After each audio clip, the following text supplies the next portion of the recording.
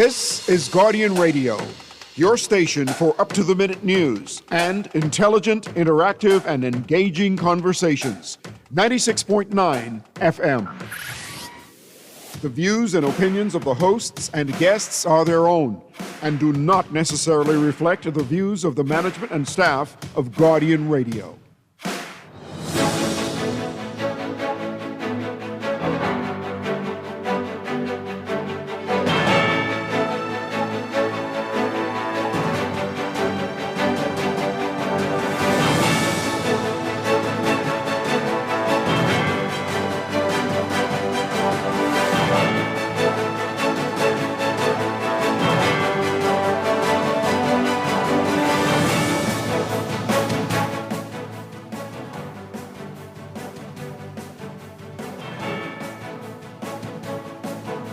Good morning. Prime Minister Davis defending the budget surplus projection. He's also talking about the money for the Grand Lucayan sale and pay raises for civil servants. Plus, we wrap up Labor Week with Minister of Labor Pia Glover-Roll. It's all straight ahead this morning. I'm Dwight Strachan, and this is Morning Blend. Wake up, it's a new day. Wake up, it's a new day. It's the start of a new way. Don't you know that it's the start of the end of the old way. Wake up, it's a new day. Wake up, it's a new day. Good morning again, Bahamas. It is Thursday, June 5th, 2025. This is Morning Blend on Guardian Radio 96.9. Again, I'm Dwight Strachan. In a moment, be joining us. That's all straight ahead. But first, it's time for The Overnight, the latest breaking news from while we're sleeping, and the top national and international headlines this morning.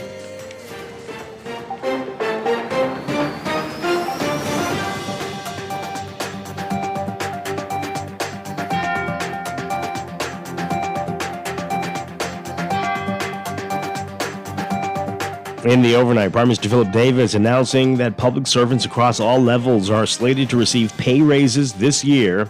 Davis says it's part of the second phase of his government's comprehensive public service salary review. The first phase focused on middle management and above, who will receive raises at the end of this month. The remainder of the public service will receive raises in the second phase.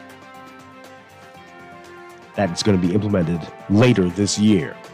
Prime Minister opening debate on the 2025-26 budget in the House Assembly yesterday, saying that the second phase will bring salary adjustments of 2 to 8% for the remainder of the public service. He says the second phase again will be implemented in September 2025. The government budgeted $807 million for wages and salaries in the upcoming fiscal year, compared to $767.9 million in the 24-25 fiscal year. Davis said yesterday that health insurance coverage will also be expanded for all government employees. He says the initiative will provide broader protection for the public officers, reduce out-of-pocket medical costs, and improve overall access to health care for those who serve the nation. Changes to the National Health Insurance Program will also modernize the delivery of health care benefits. He noted that plans to transition the prescription drug benefit from NIB to NHI continues. He says this will be supported by a new upgraded IT system. Prime Minister Davis also defending his government's projection of a surplus in the 2025-26 fiscal year. He noted that a borrowing resolution tabled in the House of Assembly last week does not add to the Bahamas' total debt, but instead is to allow for the refinancing of existing debt. And amid questions over the payment for the recently announced sale of the Grand Lucayan resort on Grand Bahama, the Prime Minister says that the funds will be transferred to the Hotel Corporation once the sale is finalized and associated expenses are settled. The government signed a heads of agreement with Ancient Waters Bahamas Limited, a subsidiary of Concord Wilshire Capital, last month for the $120 million sale of the resort. The 25-26 budget currently being debated does not reflect any proceeds from the sale. As he opened debate yesterday, Prime Minister said that he wanted to provide clarity on the matter, noting that the Grand Lucayan was not directly owned by the government, but owned instead as a subsidiary of the Hotel Corporation, namely Lucayan Renewal Holdings Limited. Former Court of Appeal President Dame Joan's lawyer says voice notes spreading on WhatsApp purporting to be her castigating the Davis administration are fake. At least 2 recordings have been circulating in recent weeks, along with a photo of Dame Joan insinuating that she is the voice behind what's being heard. But Dame Joan telling the Nassau Guardian yesterday, quote, "I am not technologically savvy, so I can't send voice notes and stuff." In one of the recordings, a person unleashes a blistering attack on the government, while the other voice note criticizes legal migrants.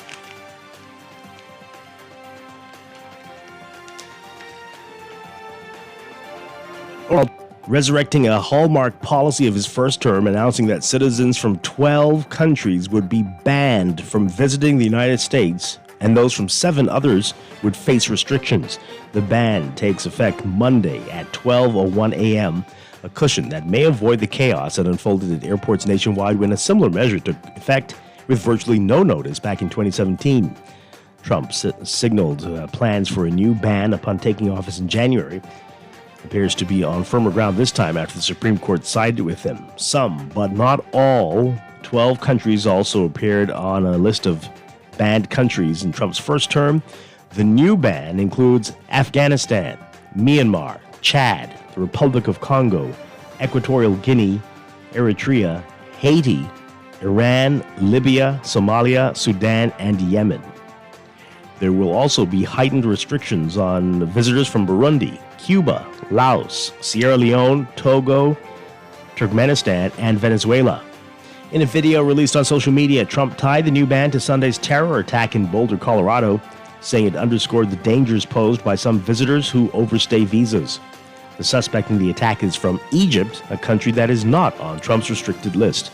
The Department of Homeland Security says he overstayed a tourist visa.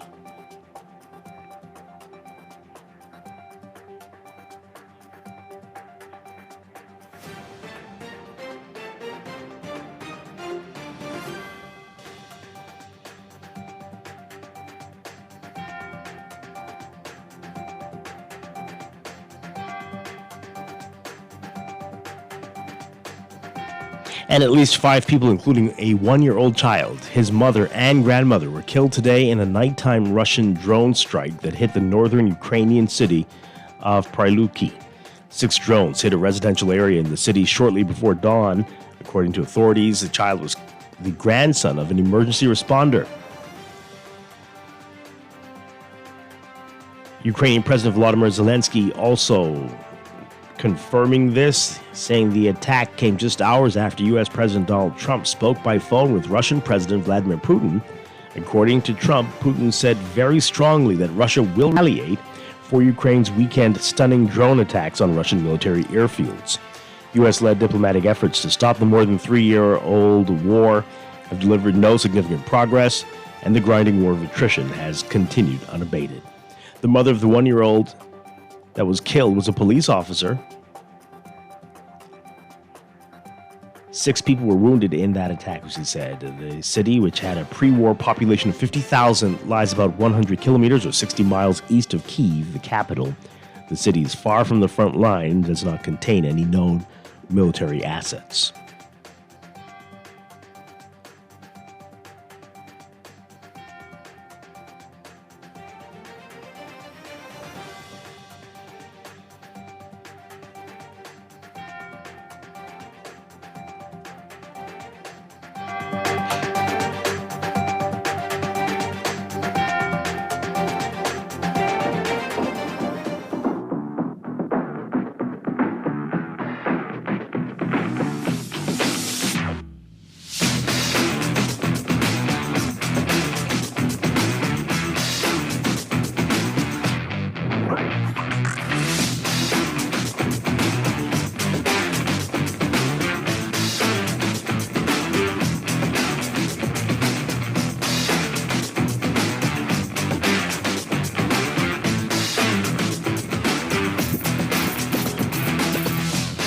In sports, going with youth and agility over seasoned players, the Bahamas fielded a relatively inexperienced squad in its opening match of the second round of the 2026 FIFA World Cup Qualifiers for the Concacaf region, and it appears they paid the price as the team fell 6-0 to Grenada and crashed out of contention for advancement on Wednesday.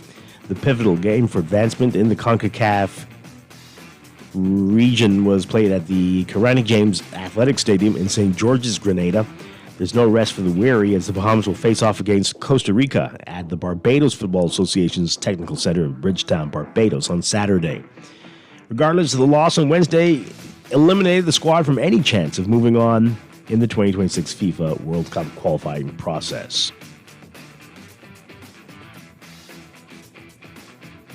Bahamian professional boxer Carl Hield successfully defended his WBA World Boxing Association Fedecaribe super welterweight title for a third time at the 2025 Grand Lucayan Boxeo Internacional. That was in Colombia on Saturday. Hield extended his unbeaten streak of 12 fights with a TKO victory over Colombian contender Ricardo Maraga, stopping him in the fourth round of the super welterweight clash.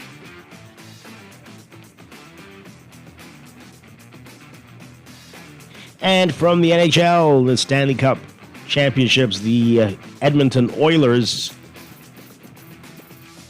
erasing a multi-goal deficit to beat the defending Florida Panthers 4-3 on Wednesday night, Game 1 of the championship series. This game went to overtime.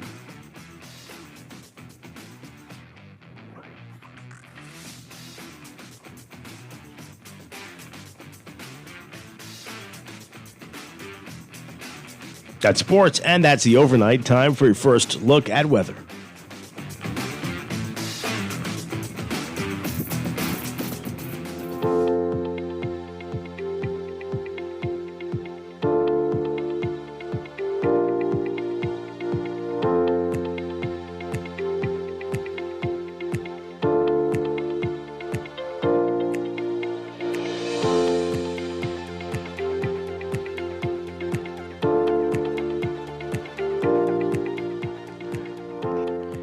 Your first look at weather brought to you by Star General.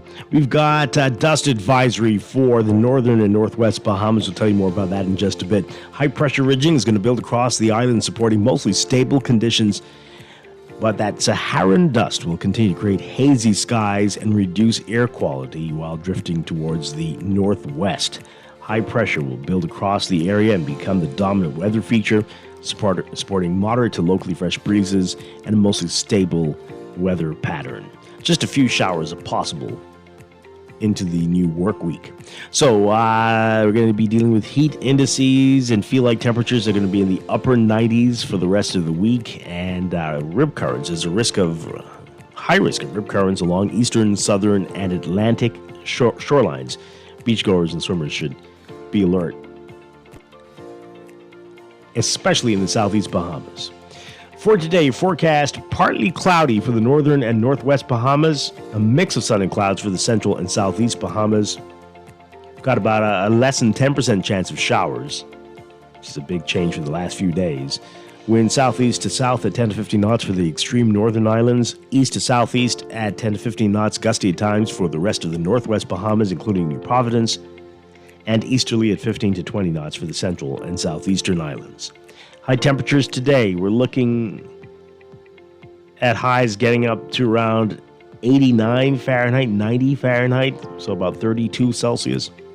Overnight lows tonight getting down to about 79 Fahrenheit, 26 Celsius. Again, the heat index will make the daytime feel like we're in the upper 90s, so keep that in mind. Stay hydrated and limit outdoor activities, especially if you have respiratory issues. That's your Morning Blend Weather Check brought to you by Star General Insurance Made Simple.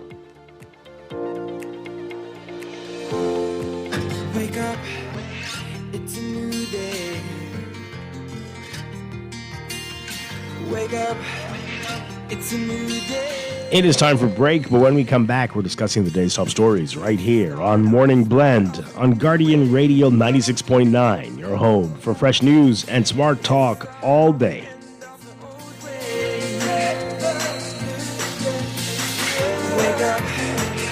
With RBC, your idea of loving every journey happens now. Free up cash with affordable auto financing from RBC. With competitive rates and no bank fees, it's the perfect time to make every journey something special. Apply now to pre-qualify in 60 seconds at rbc.com/auto loan to shop with confidence. Conditions apply. RBC, your idea of loving your journey happens here.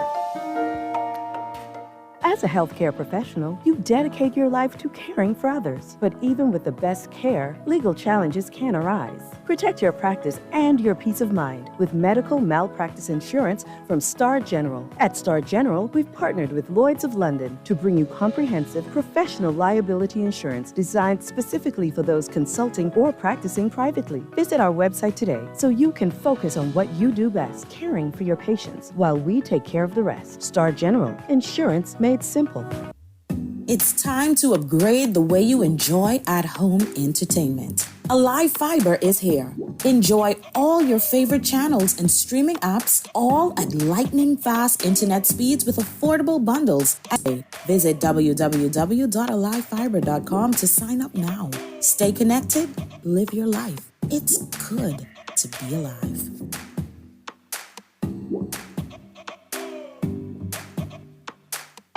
At Cleveland Clinic, care is everything.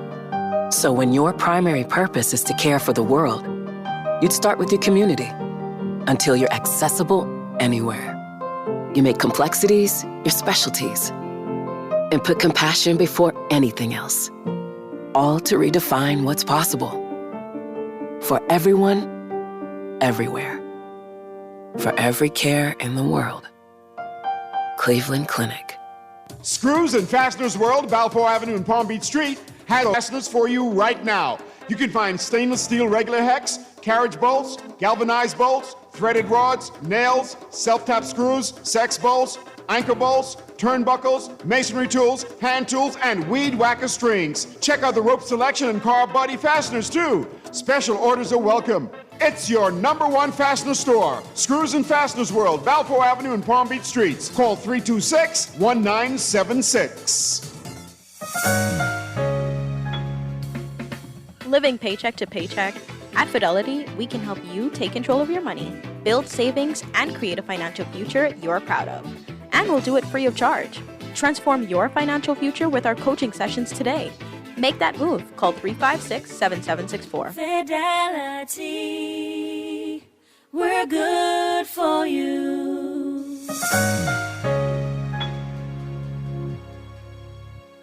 Wake up, it's a new day. Wake up, it's a new day. It's the start of a new way. Don't you know that it's the start of the end of the old way. Wake up, it's a new day. Wake up, it's a new day.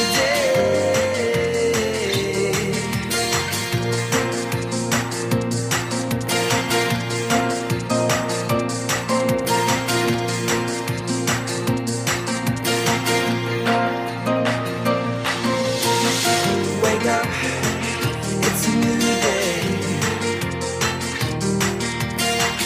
Wake up, it's a new day.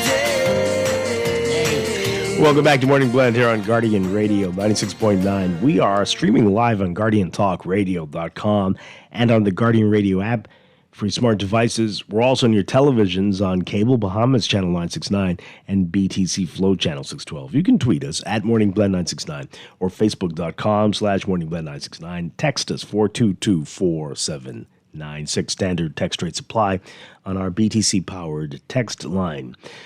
Once again, I'm Dwight Strachan. In a moment, Laverne Gardiner will be joining us. Also, this morning, we are wrapping up our Labor Week series, our annual series. And today, we are going to be joined by Minister of Labor and Public Service, Pia Glover-Roll. Looking forward to that discussion today, and that'll go into business as well. So that's all ahead, but there is quite a bit to talk about in the news.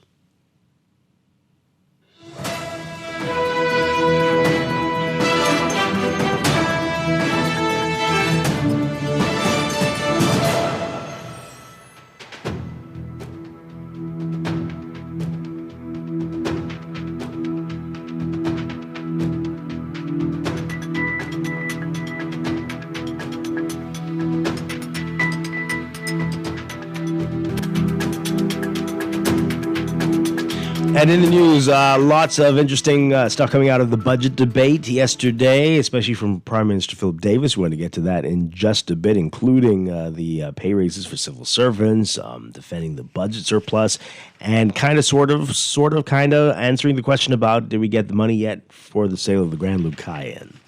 We'll get to that in a bit. But just really quickly, we want to get to this. I know a lot of people sent this to me, and I don't know who the person was who started this controversy, but you could tell if you're familiar with Dame Joan Sawyer that was not Dame Joan Sawyer.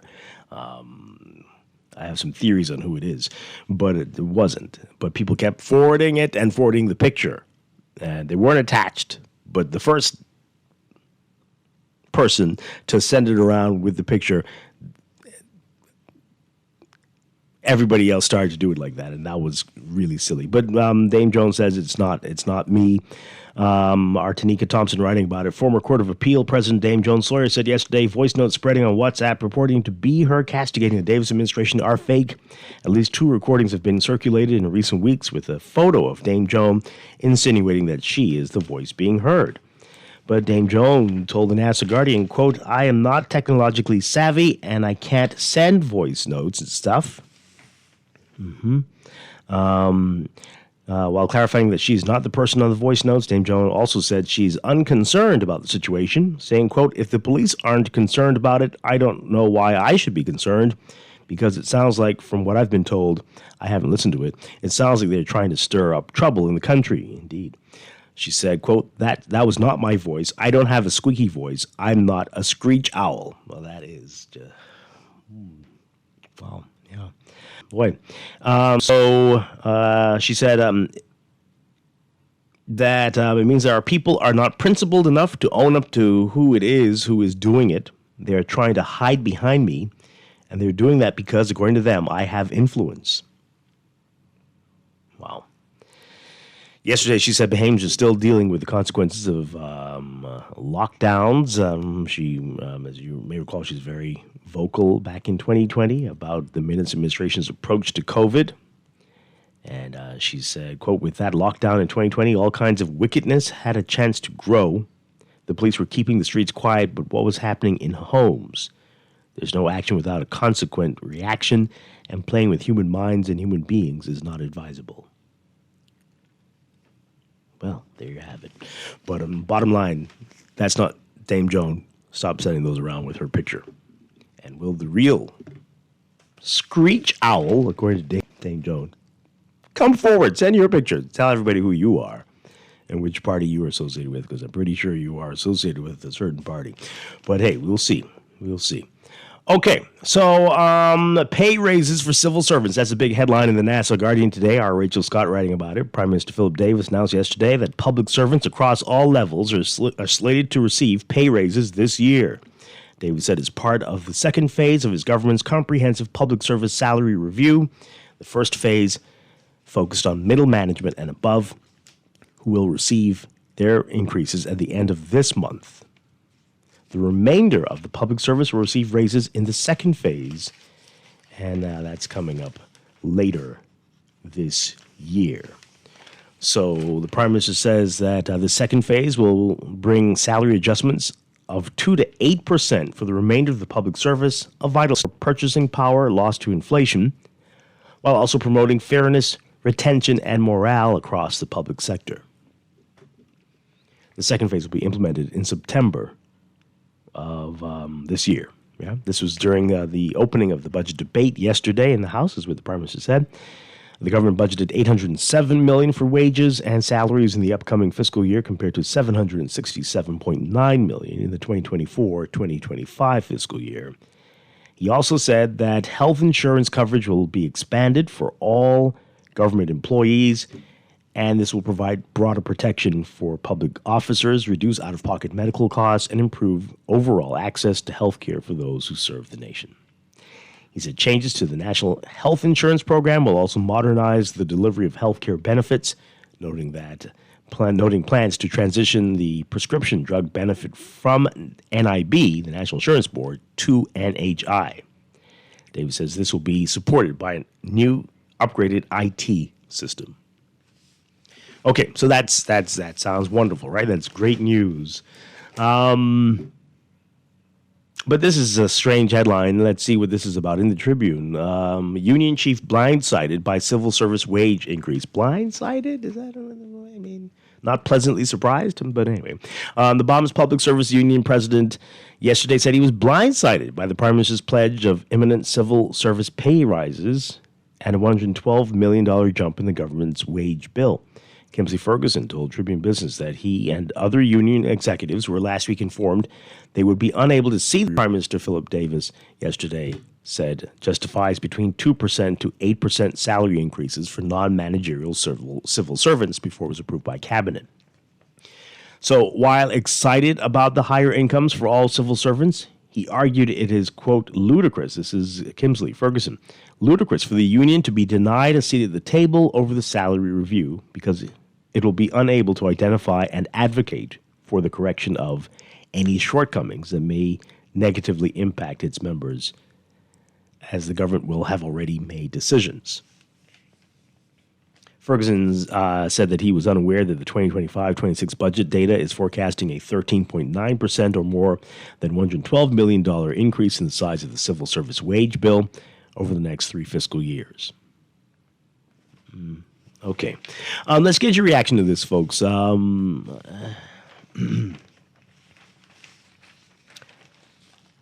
Blindsided. Give us a call, 323-6232. I don't understand the language. 325-4316 is a good thing, isn't it? 325-4259. Or call us toll-free, 242-300-5, about if there are issues. But, I mean, if there are issues, then you deal with the issues. Okay, let's hear from you. Good morning, caller. You are on the air. Good morning, Dwight. How you doing? Doing well. You soloing today? Laverne is on her way. Okay, good. All right. Just a quick comment on the union president's remarks. 2 things. There seems to be a consistent sort of disconnect between what the union presidents are saying in certain instances and what the government or the Minister of Labor is saying. And as 2 very official bodies, one represents the workers and the other represents the government of the people of the Bahamas, I don't understand why there's such a disconnect.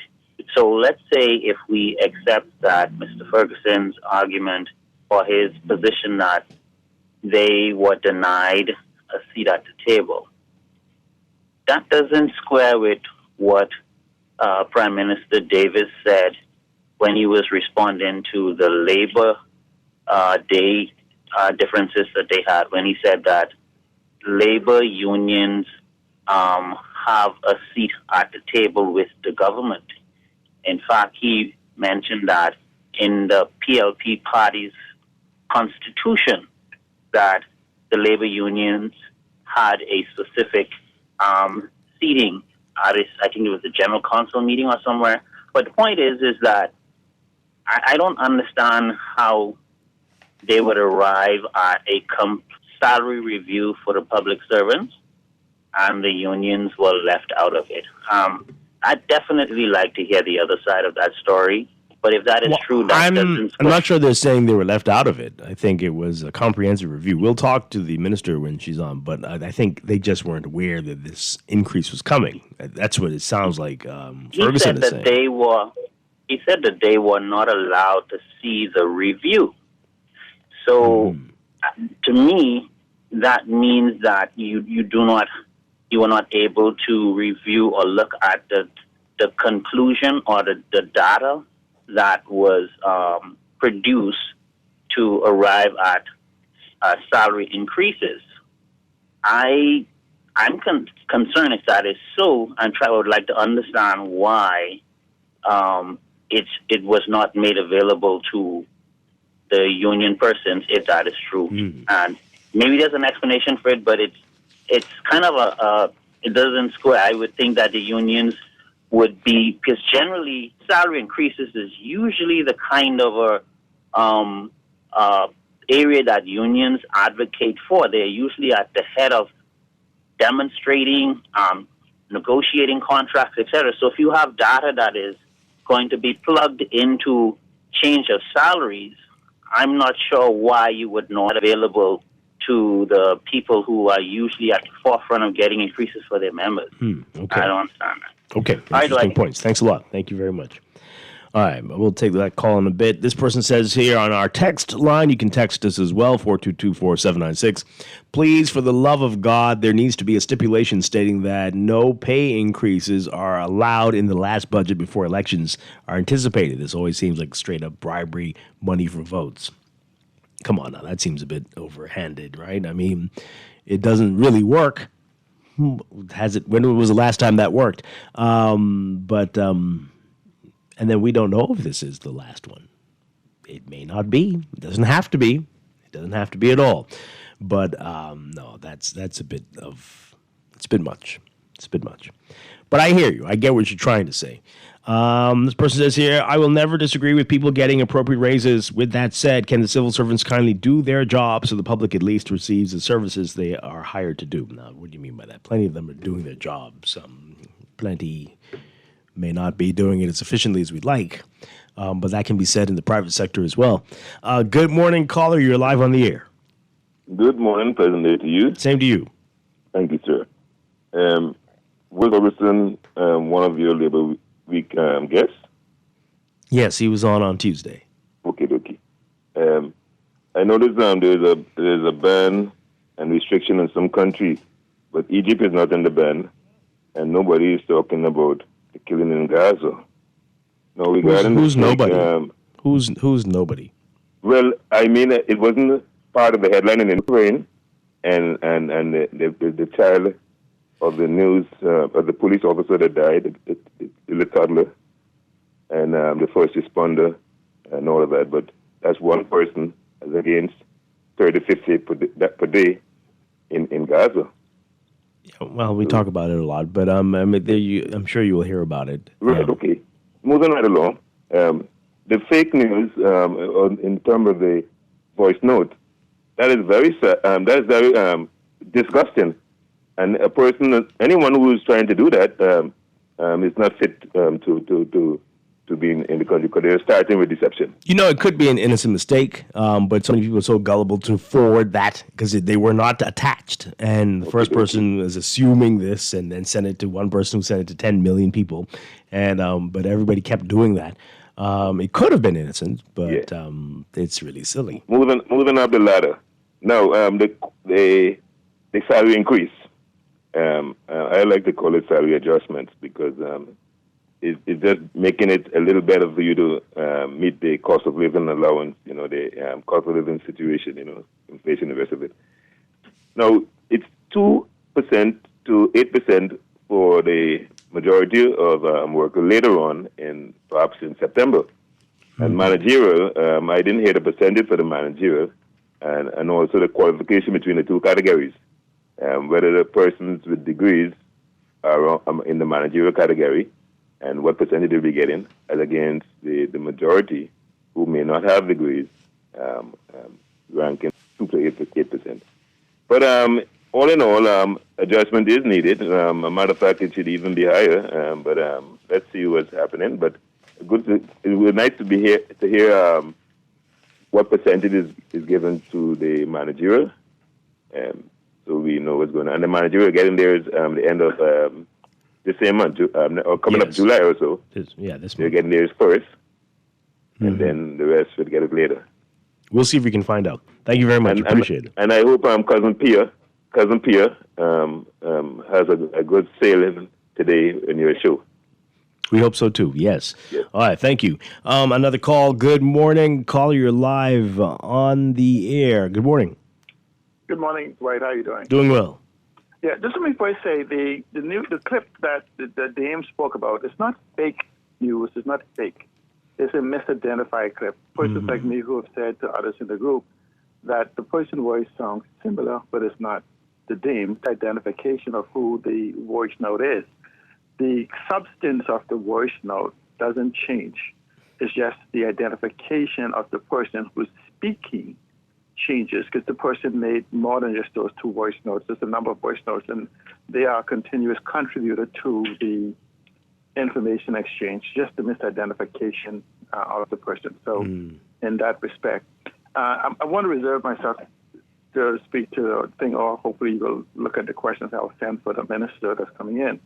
But, Dwight, let's first of all, I think what the union leaders speaking about is they have an adjustment schedule, and there's something called equity across pay scales, adjustment, and balancing act.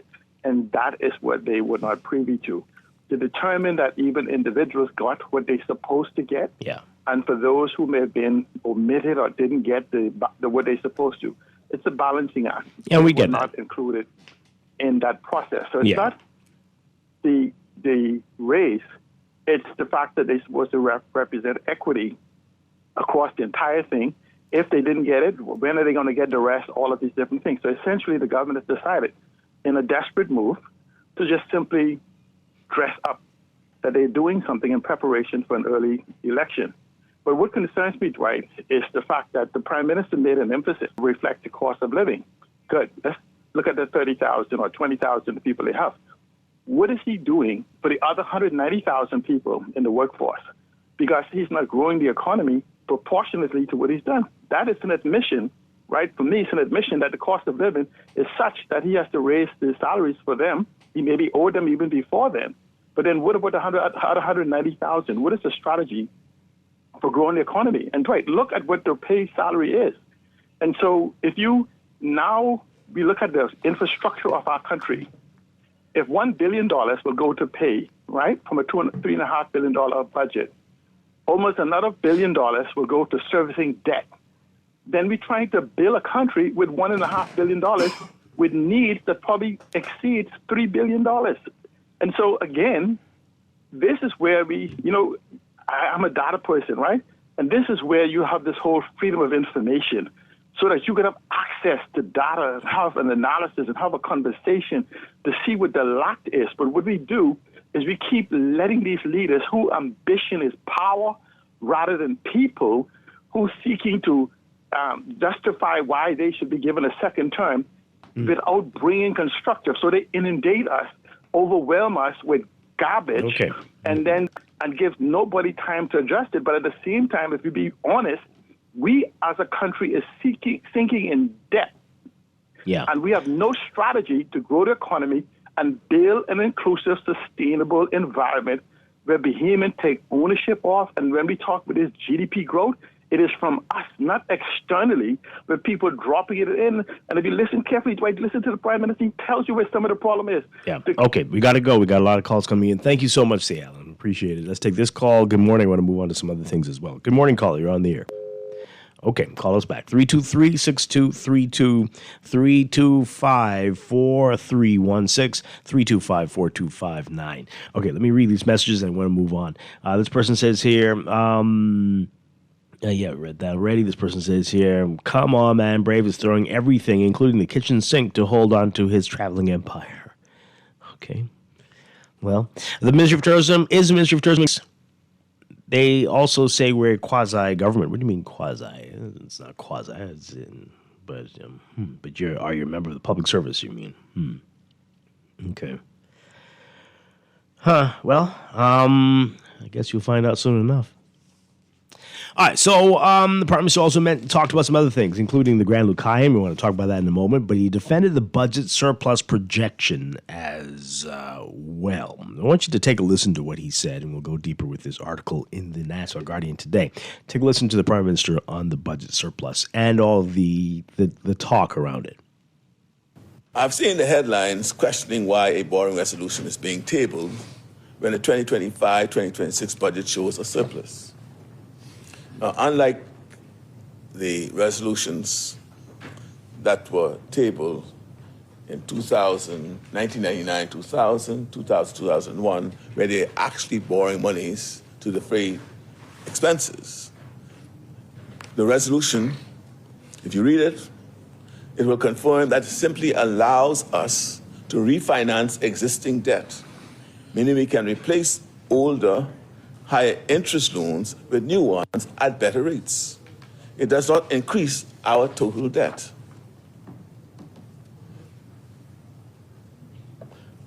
Members opposite, Madam Speaker, continue to raise the point that VAT should be completely eliminated on some goods. And some goods, I think they call, what do they call it? You call it, what do you call it? The bread basket, they call it something, right? That they did not accomplish when they were in office. During the administration, they raised the VAT rate by 60% on all goods and services. All goods and services by 60%. And made a very limited amount of goods, 23 items. Right? Remember that, 23 items. 23 items were made VAT-free at the cash register. 23 items. Right? All other goods and services went up 60%.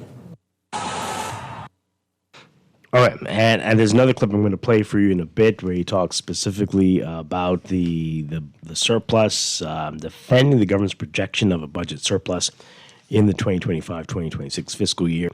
And again, as you heard in that clip, noting that the borrowing resolution tabled does not add to the Bahamas' total debt. Instead, it is allowing for refinancing of the existing debt.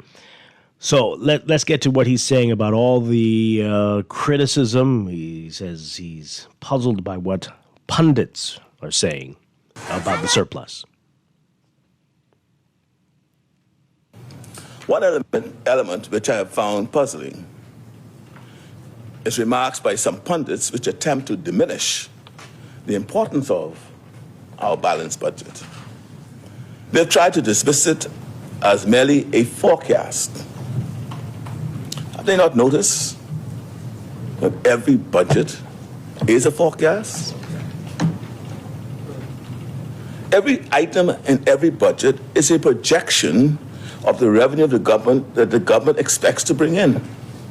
The expenditures it plans to make, along with a number of provisions as to how it will manage obligations. That's what the budget is all about. Perhaps the opposition, when talking about the balanced budget, is only pretending to be so ill-informed. Okay, all right. So again, you remember the day after the budget communication, Deputy Prime Minister Chester Cooper came on the show and wanted to clarify for everybody that this is a projection. He emphasized that we are projecting a surplus. Things could happen. Things could change. But if things go according to what's planned and what's budgeted for, there could be a surplus at the end of this upcoming fiscal year. So the messaging is strange, depending on who's speaking. What do you think's going on? They're saying it themselves that this is a projection, this is a forecast. But the Prime Minister keeps using some different language, like it's all but guaranteed. 325-4316, 325-4259, or is it just me? Is it just me? Maybe it's just me. Could be me. 242-300-5720. Caller, what say you on this? Good morning. Hi, good morning, caller. Hey, good morning, Dwight. Hi. Morning. Can you hear me? Yeah, we can hear you. Although you're very low, I don't know if you're on speakerphone, but you can get closer. Yeah, can you hear me now? Yeah, that's better. Hey, morning, Dwight. Listen, man, first of all, thank you for the job you're doing, man. I don't know how you do it, boy. I don't know. You call it morning blend? Well, you must use a serious blend in that coffee. Because the deal with these callers, I mean, you know, like, no, all due respect, who the guy named, It's fine. It's all you know, second nature now. The Allen guy, I think what you need to do for him, right? You need to have like once a week, have him come sit in the gym, so he can say whatever he wants to say to the whole Bahamas, because he says it repeatedly throughout the whole. It's almost like he's on a payroll. Okay, let's stick to the point though. I know. Now, I just want to say that, but what I'm trying to say to you, Dwight. All right, I believe in giving right way right is and wrong way wrong is. Right? The other day you talk about the freedom of information with the Prime Minister. Yes, they should live up to it. Yes, they should implement it. Now today, He giving the civil servants some monies. He giving the Bahamian people some monies. And he also give a raise to the average workers in the private sector. So, What? The what? But I'm saying, Dwight, it's going to be all bad. We got to highlight some of the good. And I feel like, if he giving the civil servants some money, that's a good thing. What? The man can't be all bad, man. I don't think be balanced. Did anybody say that? No, I'm just saying. Oh.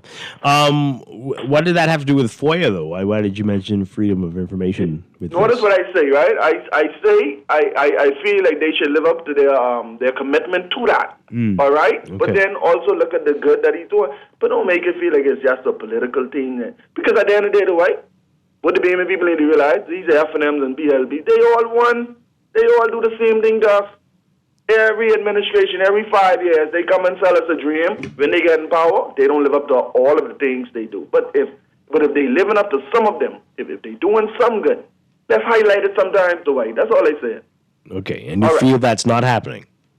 No, okay. Well, I guess you feel like that is not happening. Well, that's unfortunate. Good morning, caller. You're on the air.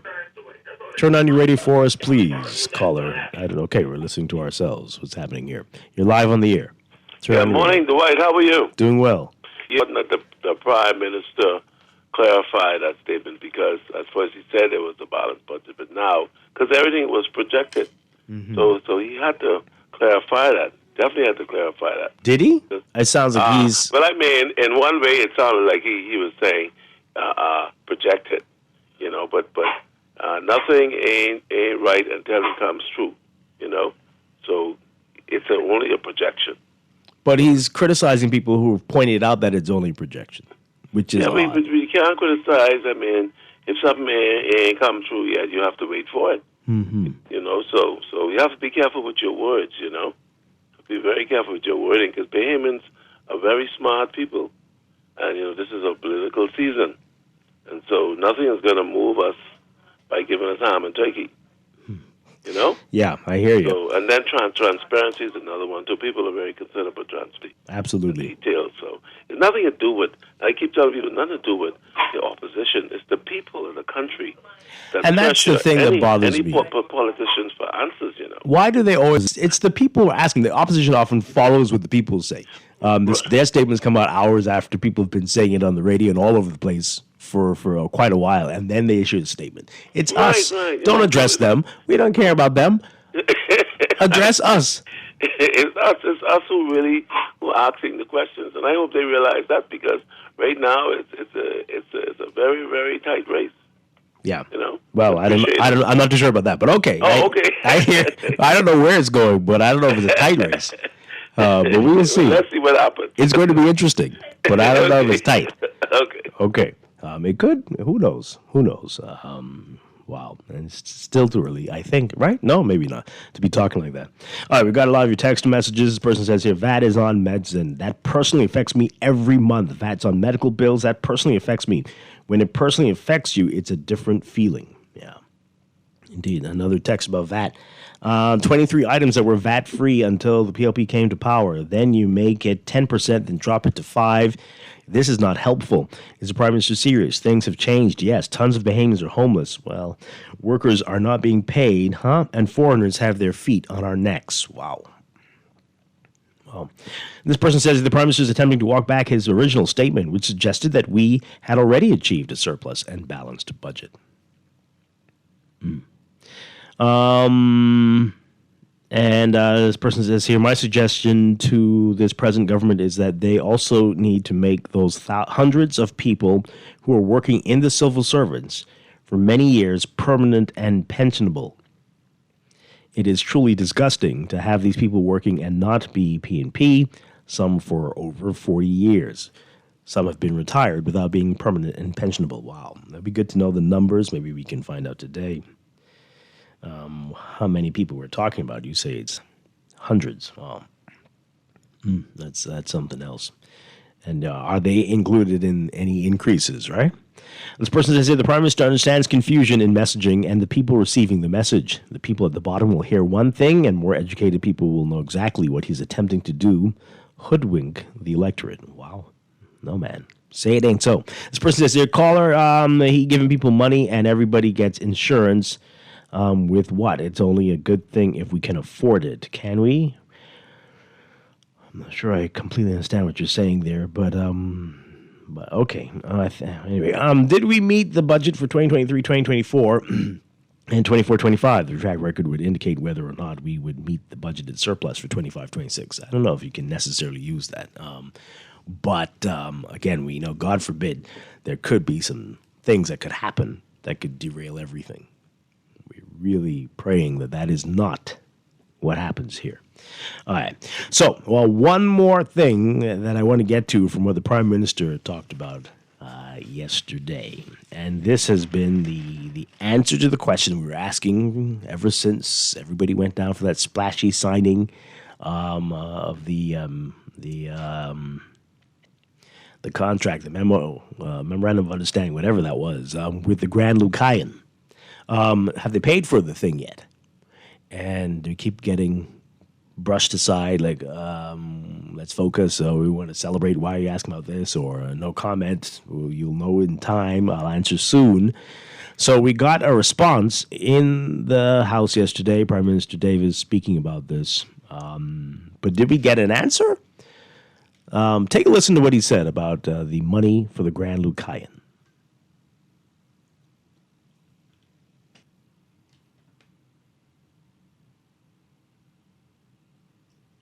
Going to get that clip going for you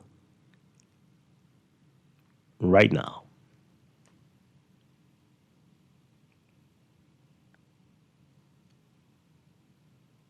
Any second now, we'll get it. Here we go.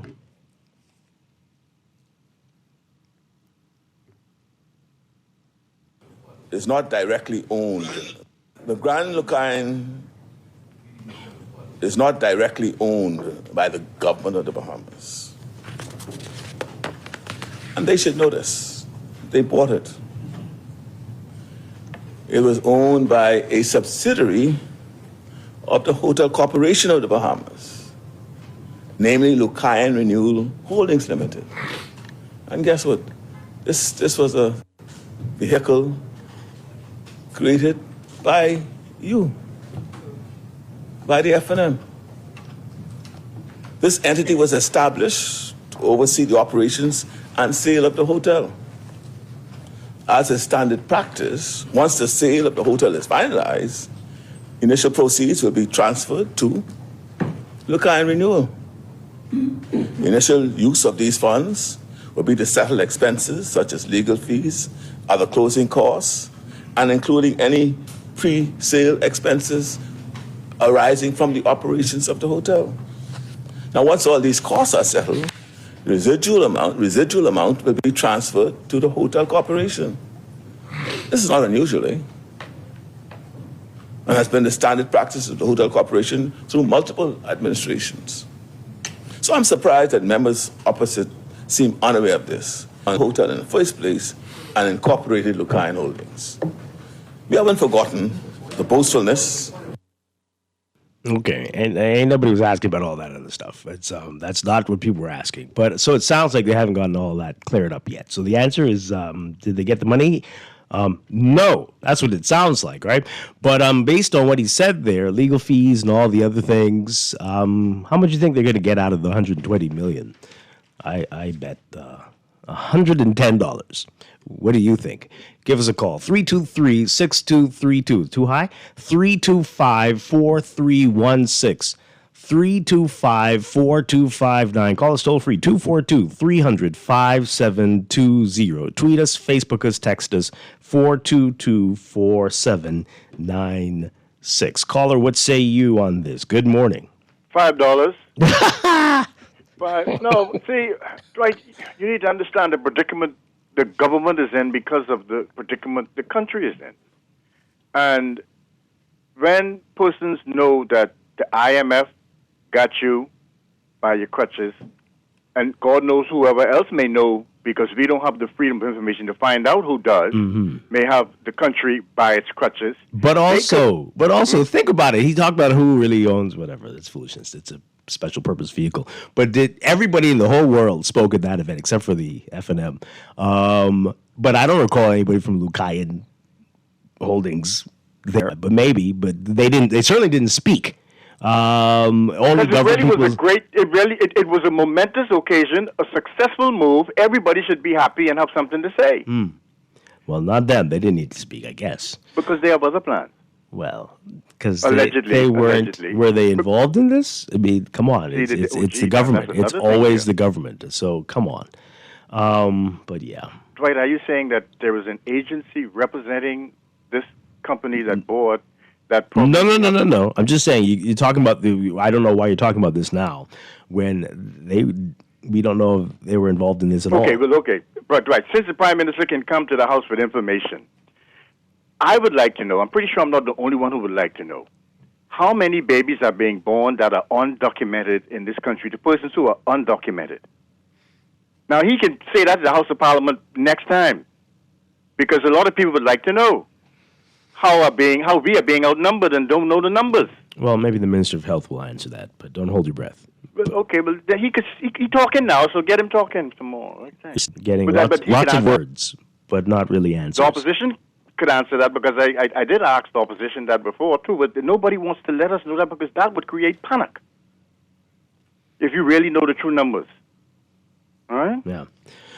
Thanks a lot. All right. This texture says, Dwight, you said $110 million? No, $110. $110. That's what I'm saying. But this person is probably $60 million. Oh, no. The caller might be closer to the number. Maybe 5. More calls before we have to take a break. Good morning, caller. You are live on the air. Good morning. Hi, good morning. You're on. Hey, good morning, Dwight. How you doing? Doing well. Hey, quick question. The hotel. Let me ask you a question. I know that the hotel was a cut in the treasury, right? I think they was paying like about $1.2 million every month, correct? It varied from that to 1.5. Uh-huh. Okay. Now, saying that they sold the hotel, does this payment automatically stop? Well, once everything's finalized, I would. So in other words, money still coming out of the treasury. Probably. And nobody knows how long something that will take. We don't know yet, but the lawyers are involved. But that's a lot of money that's coming out of the treasury from since they purchased the hotel. I think everything came up to $122 or $132 million. That's probably on the low end. Somewhere around that figure. You mean, but that the government has spent to maintain it? Yes. From since it was purchased. That sounds on the low end, but it's been a lot. It's been, as people say, an albatross. That's on the low end. Probably, but wow. But it's been a lot. It's been a lot. Wow. Okay. But it was something we didn't want to go into disrepair and decay, right? We didn't want it to be like the Royal Oasis, which is a complete travesty. That's a lot of money that's coming out of the treasury. Yeah. And still coming out, I guess. Yeah. And they were told not to purchase it. They went ahead to purchase it. I don't think that was a terrible idea. Purchase in the hotel? Yeah, I mean, it would have been what just rotting there with, that would have been a disaster. Yeah, but that's 130 something is on the low end. Well, hopefully in a few years this will be something amazing that will be a jewel in the tourism crown. And that's what everybody's hoping for. That's a lot of money came out of the trade. You'd rather it just be rotting like the rest of Freeport? And the hotel? Yeah. Come on. Pay the people off and then sell the property? $132 million on the low end? Okay. Well, we'll see. We'll see how it goes. Okay, thanks a lot. And a final call on this. Good morning, caller, you're on the air. Hi, are you there? No. Okay. Let's read these messages as we go to the break. This person says here, we have probably $10 million. It started with one company now. I'm hearing a second company is involved in the hotel sale. No. They will hopefully get the cost of the celebration of the sale. They won't tell us how much that costs, though. Okay. We should change our questions. Ask the Prime Minister whether Lucayan Renewals has received the deposit for the sale and who's holding it.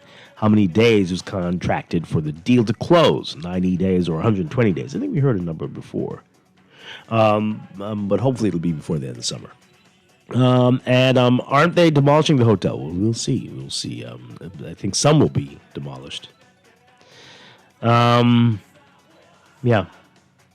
Okay. We're going to take a break. We'll pick this up on the other side. This is Morning Blend on a Thursday morning before Labor Day on Gardiner Radio 96.9.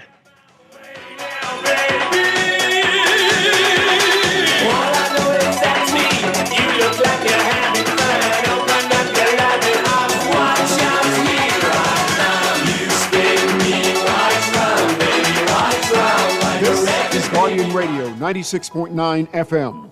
Streaming on GuardianTalkRadio.com and the Guardian Radio app. Nassau, Bahamas.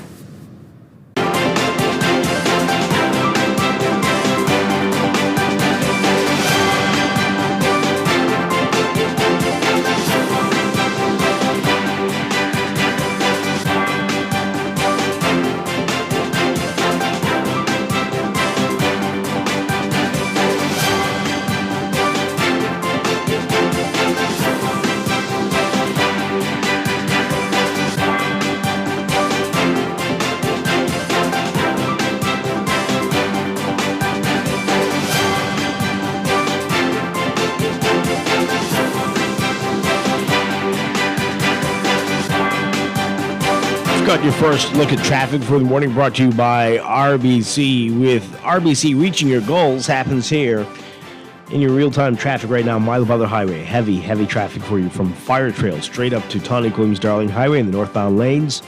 And we're seeing some slow-moving traffic on westbound lanes of Tawny-Williams-Darling Highway towards that roundabout.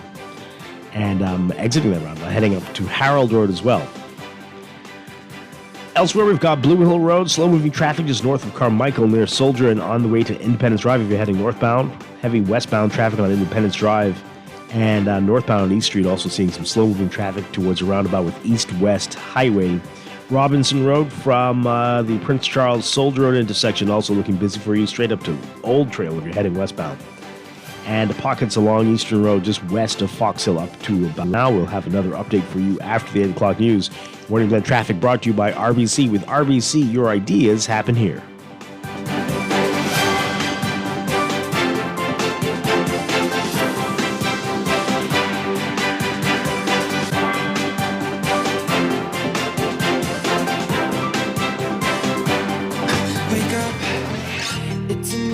Southwest Plaza has so many stores, I've been trying to find a sensible way to list them all. There's CBS Bahamas, the Ashai Institute, BENC Snack World, Bamboo Shack Bahamas, there, the Athlete's Foot and BTC, Games and More, John Bull Fine Threads, Alive, Bahari, Dairy Queen, 700 Wines and Spirits, Sandy's Clocks and Island Lock, Starbucks and Lowe's Pharmacy, plus Marco's Pizza and Lorraine. Southwest Plaza, what a wide array of stores. Southwest Plaza, stop by today and explore.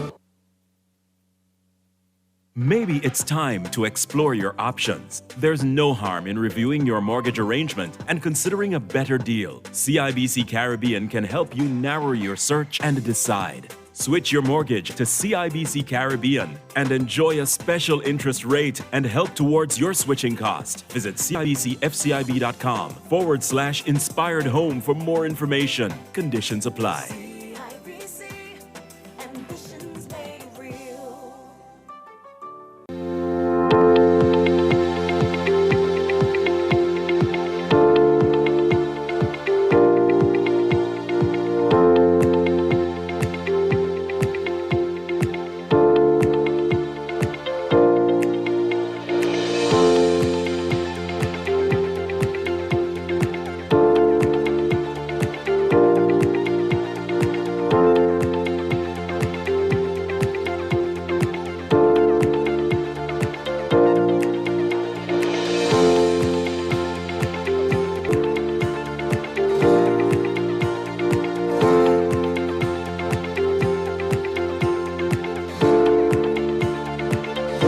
It is time for another check of your weather for today, brought to you by Sherwin-Williams Paints. Are your walls giving major L? Well, time to fix that at your nearest Sherwin-Williams Paint store.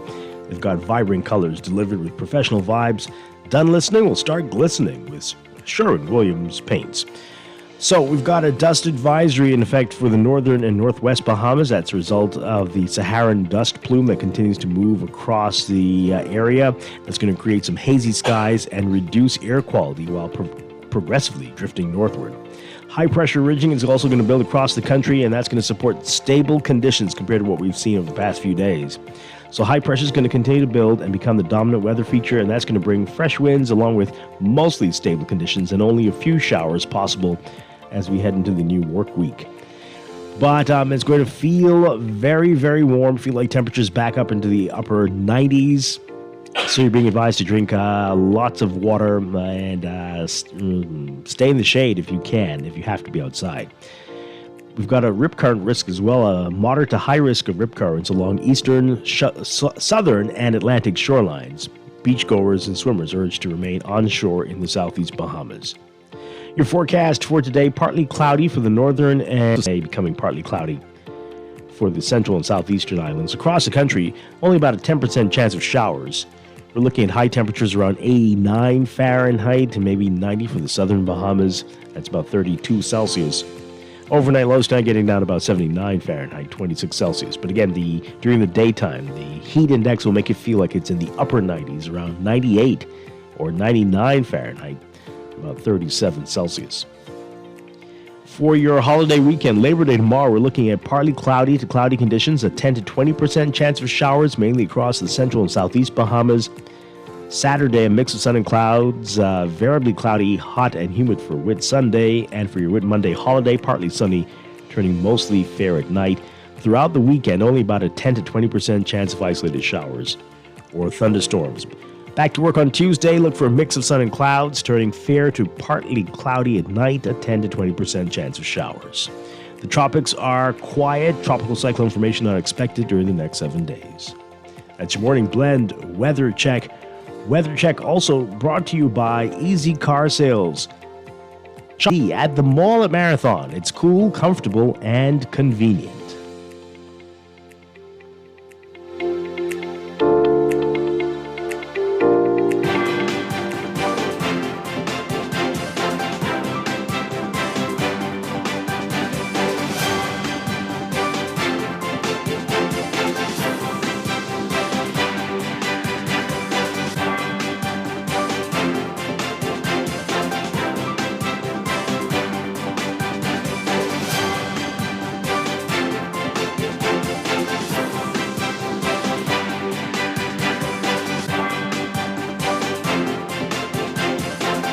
And we've got your final look at traffic with RBC. Reaching your goals happens here.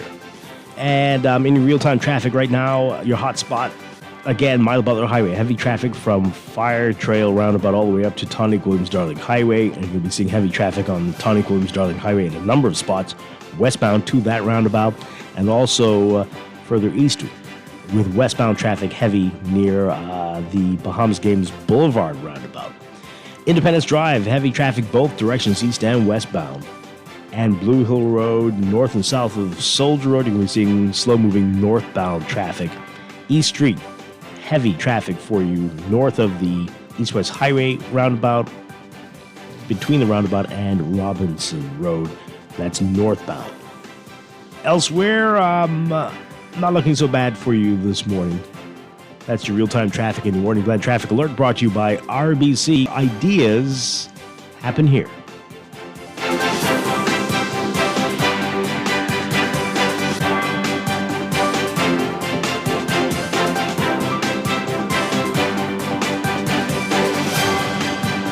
This is Guardian Radio 96.9 FM, streaming on GuardianTalkRadio.com and the Guardian Radio app, Nassau, Bahamas.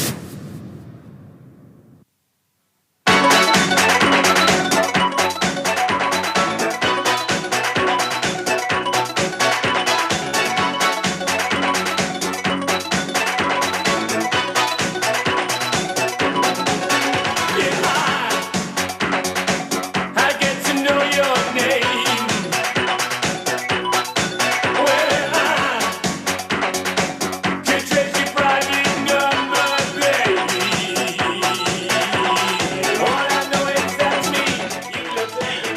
We are back with Morning Blend on Guardian Radio 96.9. Dwight Strachan, along with Laverne Gardiner. And guess what? She's not in Freeport. She's not on Zoom. She's in Laverne Gardiner. Good morning. Good morning. Good morning. It is good to be in New Providence today. It is so good to see you. People were asking about you. When was the last time you were here? It's been a while. I don't think last year you were here. Was I here at all last year? I think maybe in 2023. The year before. Maybe 2023. When Pam left us. Yeah, I think that was the last time. No, I was here. Since then? Yeah, I was here since then. You sure? Anyway, I was here, but I didn't come to the studio. Oh, that's it. That's what happened. It's great to have you with us. It is good to be here in studio in person. Yeah. Good morning, everyone. Can we keep you for the rest of the year? Absolutely. Okay, we're going to do that. And when we come back, we are going to wrap up our Labor Week series. We have the Minister of Labor and Public Service, Pia Glover-Roll, with us. We're looking forward to talking with her. That's coming up right after this break. You're listening to Morning Blend on Guardian Radio 96.9. Stay with us.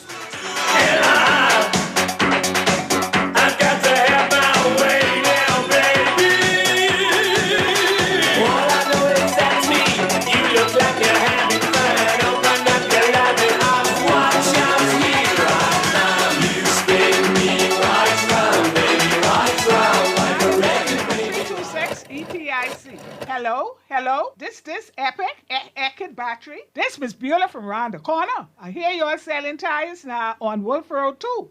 Praise the Lord, it's about time. I live Fox Hill and Fire Trail. It's too far. That ain't all. They open Monday to Friday, 7 a.m. to 7 p.m. On Sunday and holiday, 8 a.m. to 4 p.m. My brother Sam, he's a hacker, and he could go right there and get fixed up. Call us at 326-EPIC. We ship also to the Family Island. It's official. The BYD showroom is now open at the mall at Marathon, and it's like a portal into the future. Sleek rides, cutting-edge tech, all from the world's #1 electric car brand. Slide through for a free coffee at the Dream Bar and let this car sales team show you why everyone's falling in love with electric. Rain or shine, it's cool, comfortable, and convenient. Open 10 to 6 daily through the food court entrance at the mall. Your electric journey starts. Planning for retirement can be overwhelming, but with CFAL, it doesn't have to be. We offer tailor-made individual, group, and pension solutions that take the guesswork out of retirement planning. Whether it's for you or your company, don't leave your future to chance and let the trusted hands of CFAL's experts guide you toward peace of mind and financial stability. Low upfront costs and affordable monthly payments make it easy for you to build wealth so you can live well. Visit us at cfal.com to start on your path toward financial freedom. CFAL, growing wealth for future generations. Maybe it's time to explore your options. There's no harm in reviewing your mortgage arrangement and considering a better deal. CIBC Caribbean can help you narrow your search and decide. Switch your mortgage to CIBC Caribbean and enjoy a special interest rate and help towards your switching cost. Visit CIBCFCIB.com/inspired home for more information. Conditions apply.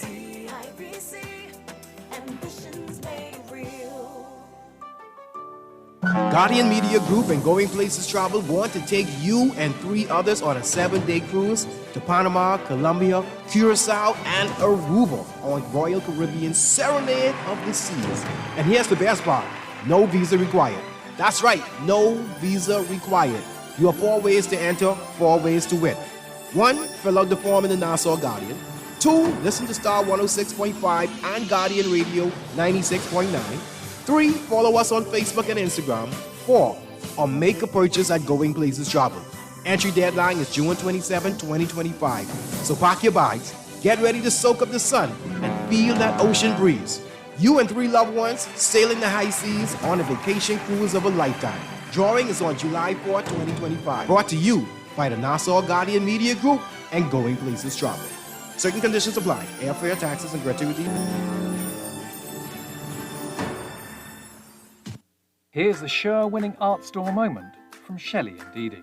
We're the only full art store in the Bahamas. If we don't have it, we make a list, and trust me, our boss can get that. If you need that, he can get that. You can find sketchbooks, acrylics, the canvases in all sizes, stencils. We have the Angelus that they use on shoes and letters. We're the only persons in Nassau that carries the Montana spray. We have the Krylon sprays, watercolor and paints, the oil, chalk paints, the alcohol paint, metallic paints, the little Floetrol, and we have cleaning products for the artists, thinning products for the artists, and Crayola colors, and glitters, pencils, the Posca markers, and pastels, oil, and the acrylic pastels, dyes. Oh yeah, we also have airbrush paint. I didn't forget that part of the movie. Gift sets, hobby craft, Oil shrimp, clays. stew shrimp, shrimp gumbo. But art supplies. We have a lot of them. Sherwin Williams Art Store. Find colour in every day. Tired of banks forcing you to use technology to bank? The convenience is important. So no matter what your banking needs, Commonwealth Bank's friendly staff are always available in branch for that personal one-on-one service. But when you choose technology, our online and mobile banking app offers you state-of-the-art functionality. The choice is yours. Commonwealth Bank. Bank the way you want. Ladies and gentlemen, it's that time again from the island that gives you mince mutton, okra soup, and of course flour cake and rake and scrape. It's the 26th annual Cat Island Rake and Scrape Festival in beautiful Artistown, Cat Island. June 6 through 8. We have acts such as Veronica Bishop, He come here with the hands swinging. Gino D, Stelito, Cupid, and of course our very own down-home guys like Lassido and the Boys, I don't like no rigging and scraping in here. Ophi and the websites, and much more in beautiful Artistown, Cat Island. See you there.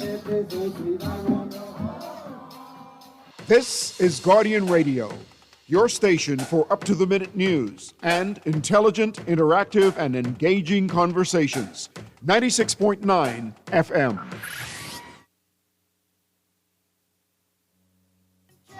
Business, woman, can't you see?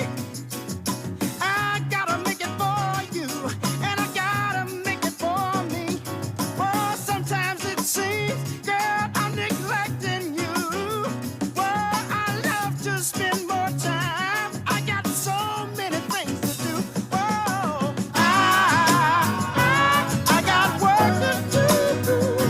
I got work, baby. I got a job.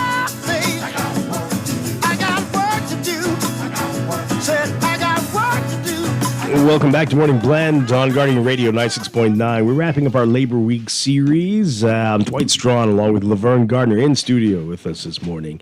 And we're wrapping up. We're very pleased to have the Minister of Labor and Public Service, MP for Golden Gates, Pia Glover-Roll. Great to have you with us. It's been a long time since you... Good to be here. Nice to meet you, Laverne.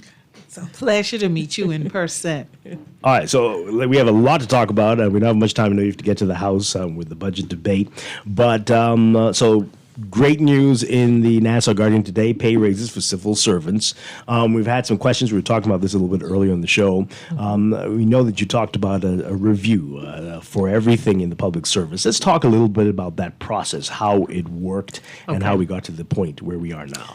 So, of course, I came in as the Minister of State for the Public Service in the first instance.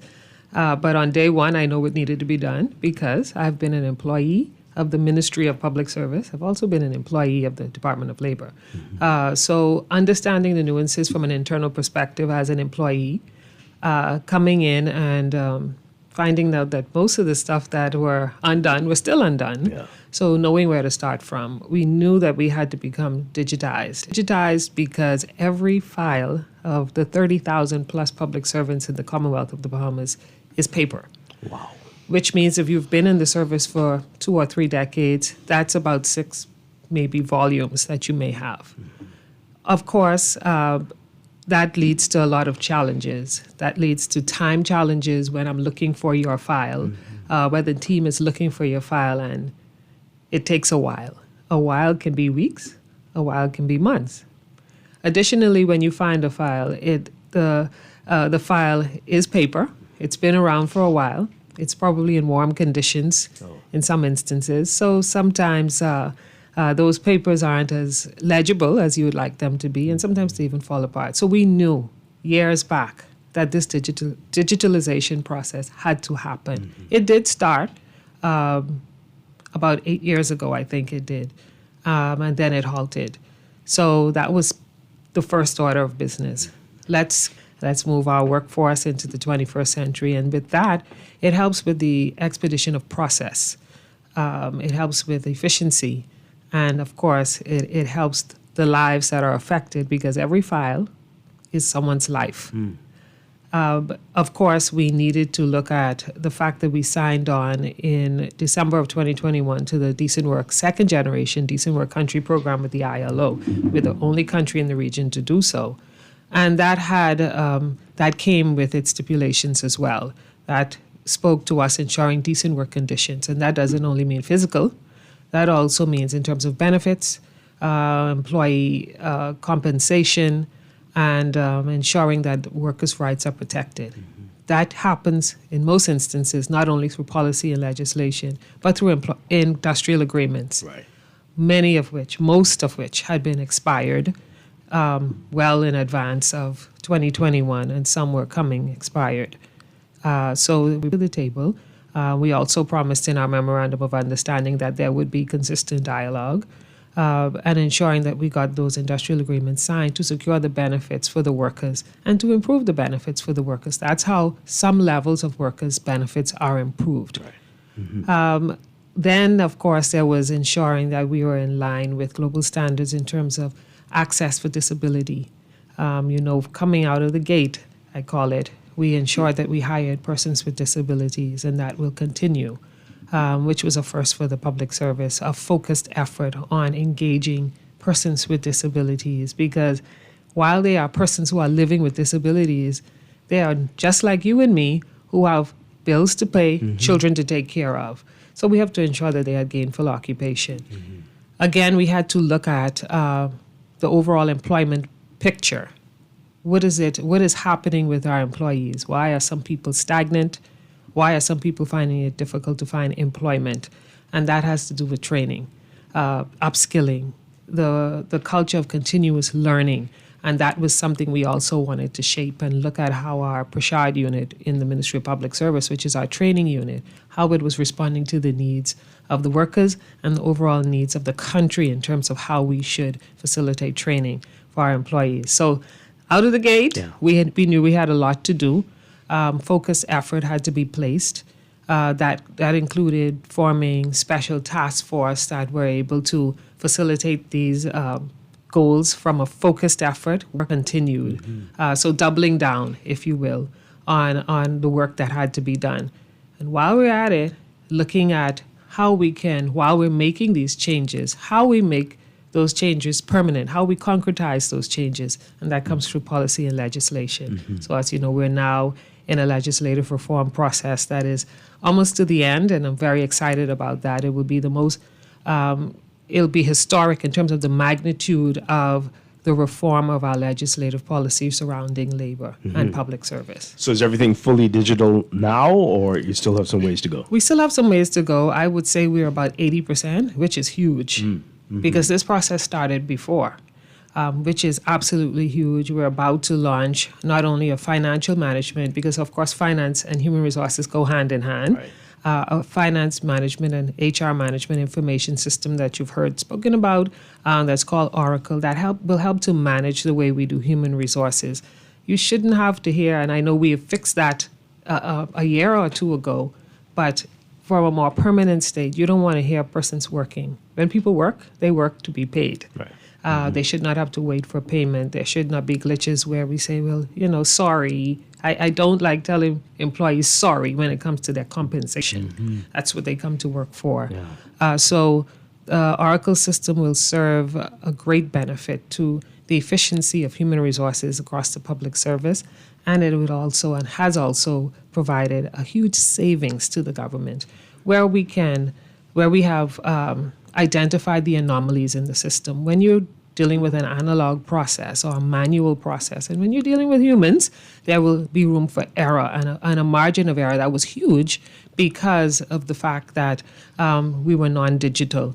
So we are very pleased with the potential rollout of Oracle and all of the savings and efficiency that it will bring to our public servants. All right. So the Prime Minister talked about 2 to 8% increase. How do you determine who's getting 2% and 8%? And he also didn't mention or 6% right. or 4%. And he didn't mention what the upper management got. So let me, because as soon as he said that, all of my phones started to go off.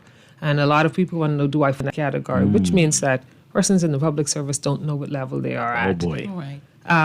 The recommendation is for salary adjustments in this first instance for senior and mid-level administrators and senior and mid-level technical officers in the public service. So that's what's called middle management. So if you fall in those categories, I think that made it a little clearer for some. I don't want to preempt my budget communication, but that's who we will, on June payday, you will see an increase to your salary. All other categories will be assessed and paid in September pay period.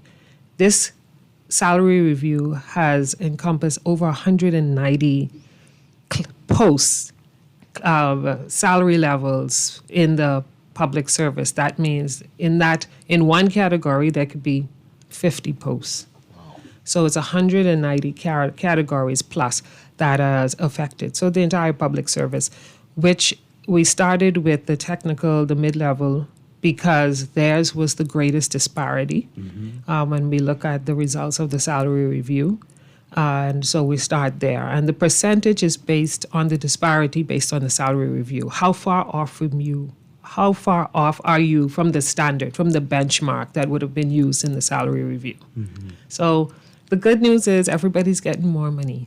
And with all that's going on with the cost of living and people needing more, this is a great response to the needs of the people. Yeah. All right, so we got a question earlier about permanent. Will they see any increases? And is there a movement to make them, the non-permanent and pensionable, make the part-time or the contract workers, make them permanent and pensionable? Is there a movement to getting them permanent and pensionable? So there has been a movement from day one to, there are so many persons, and it's such an unfortunate situation that persons have worked almost their entire career in some instances, and they're still not confirmed.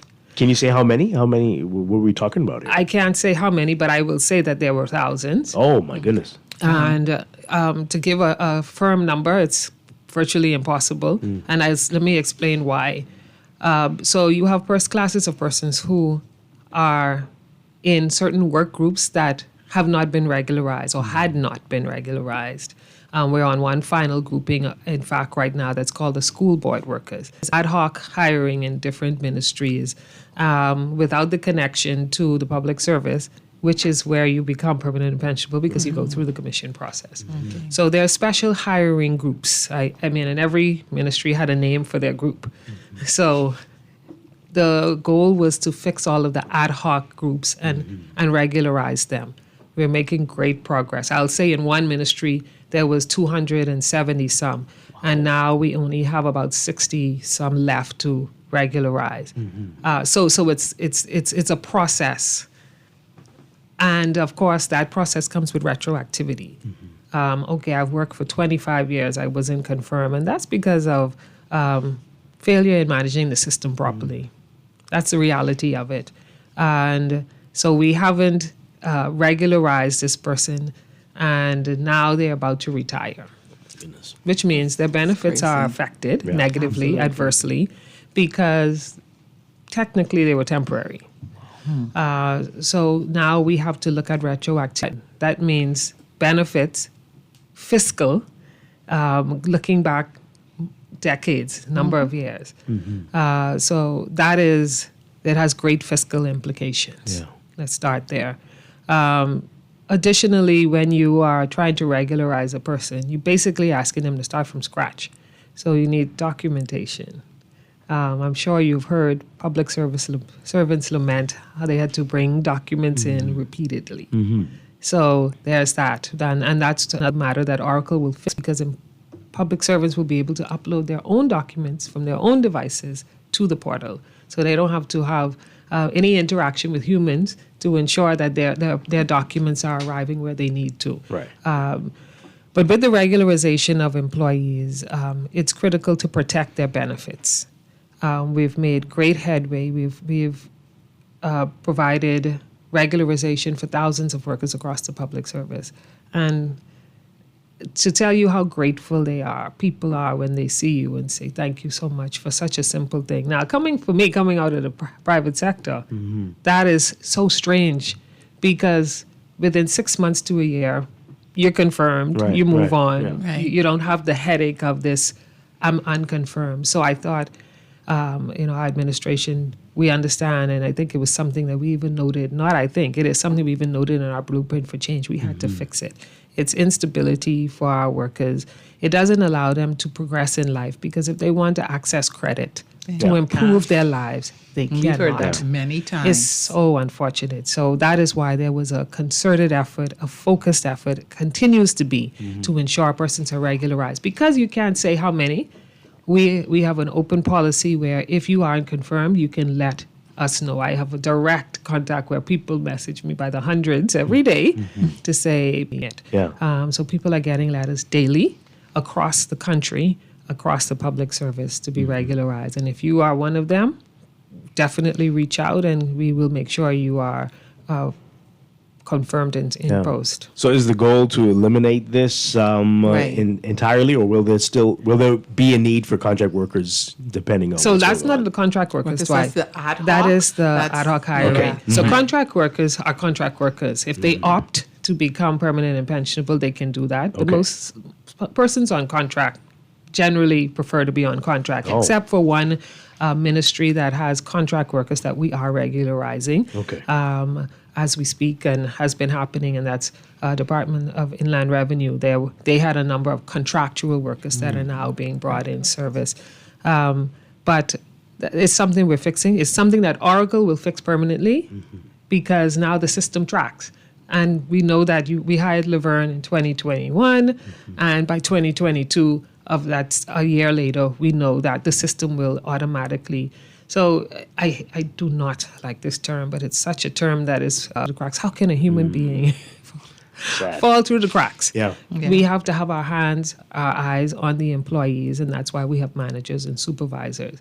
I've gone so far as to say managers and supervisors should not be getting assessed if they haven't assessed their teams. I mean, that's how it works in the public service. In the private sector. Agreed. I had, at one point in my career, I had 386 employees direct report to me. I couldn't have my performance appraisal done unless I completed the appraisals of my 386 employees. And that's how it should be. Accountability should happen, and at leadership level. And accountability is definitely the order of the day. Yeah. So what about people who are owed money, back pay, and folks who are trying to be reclassified? Is that being addressed at this time? So reclassifications are happening. In fact, once we get a file, no matter what it's for, if it's for confirmation, it's for promotion, we look at the file, we're looking at the file from a comprehensive space where we're handling everything on file, whatever is outstanding for that employee.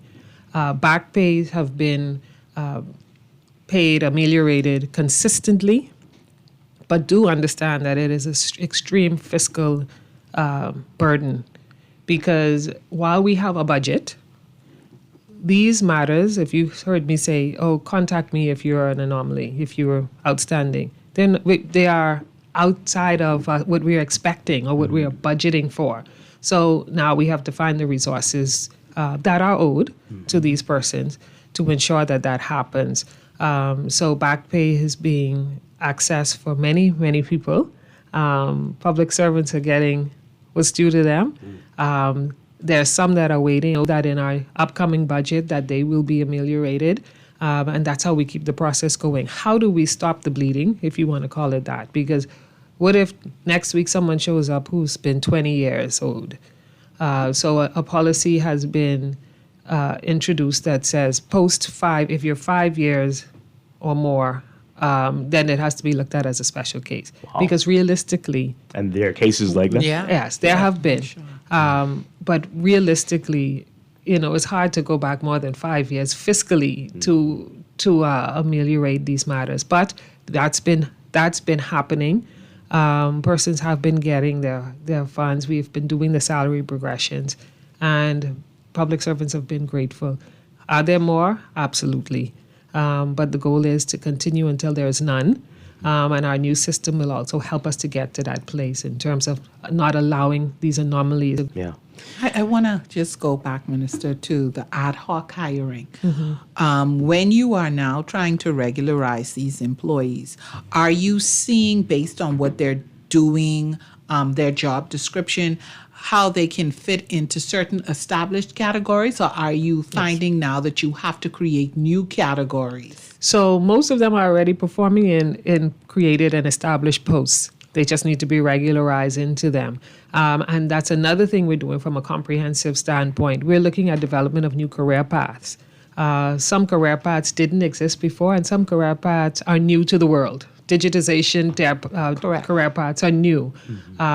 So I'll take, for instance, in my ministry, a career path that is now just being created would be regarding surrounding the registrar's office, the registrar of trade unions, because it wasn't a clearly defined career path. So building the organizational structure so people can have a clear path. If you have a clear path in a career, you're motivated to want to achieve and attain and get to the next level. But if your job is just a job, there's no upward mobility clearly defined, there's no motivation. So we want to make sure that persons are not engaged in the public service on jobs, but on clearly aligned, clearly outlined careers that can show them their upward mobility throughout the service and what their expectations could be and what they should aim for, and therefore what they should train towards. Yeah.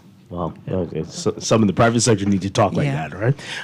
But you mentioned earlier that a lot of the contracts, industrial contracts, had expired when you took office, and we've seen with the BDU, the Doctors Union, there you've reached an agreement, but I think theirs is going to expire very soon. Let's talk about that. Is there a way to fix that so that we can extend the life of the contract even though they're... It's fixed, but we had to, you can't just disregard the time that passed. So people ask, well, if it's expiring next year, why did you sign? Because we still have to account for the years that were missing, technically. And what we're doing now, whereas agreements would have expired in 3 years, we've now moved the goalpost to 5 years. Because maybe 3 years is such a quick turnaround, the renegotiation has to happen. Yeah. So now you will be seeing agreements as we go the second lap in some of our agreements, extended to 5 years. We have in all of the agreements accounted for the expired dates and times not because we didn't do our job administratively, should the employees suffer and not receive their benefits for those periods. Right. So that's why you see retroactivity. We have 48 active unions and 56 signed agreements to date. 57 and 58 are coming in the next 2 weeks, 2 to 3 weeks. And that is why you see some people's agreements than unions, because some unions represent more than one bargaining unit. So that's what happens in that instance. Yeah. But industrial agreements are how some levels of employees, some classes of employees, because of course, there are some non-unionized positions. This is how they access greater benefits. This is how their unions come to the table and ask for more for them, negotiate for more for them. And so anytime you see an industrial agreement signed, it's an improvement on wherever the union members were in the last agreement. So the Doctors Union, it's still expiring next year, or yes, but we're immediately our goal. We have a labor relations unit that's led by Mr. Bernard Evans. We have an amazing team. They are the facilitators of these 56 counting union agreements. They do a yeoman's job. Their mandate for me is get back to the table as soon as you sign the new agreement, so that we aren't waiting for expiration of agreements for them to be signed. Yeah. We're bridging the gap. Okay, we know an agreement is about to expire. I'll give, for instance, the Bahamas Union of Teachers, whose agreement is coming due.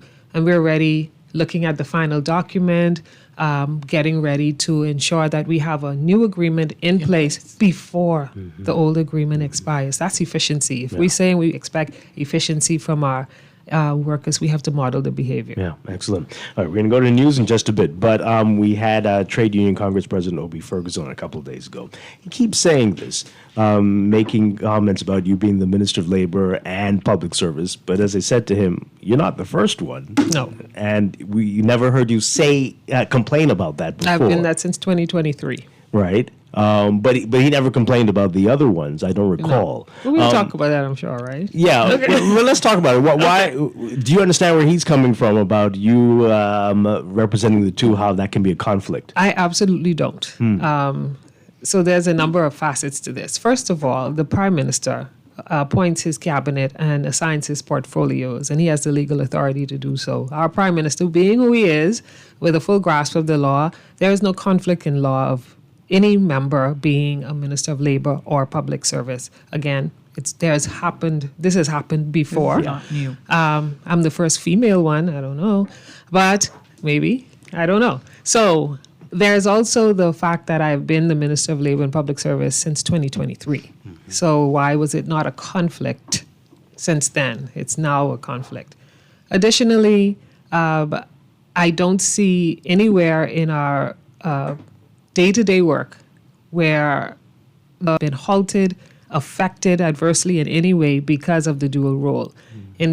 For instance, I have received service of documents and summons to me, for me, which I've signed.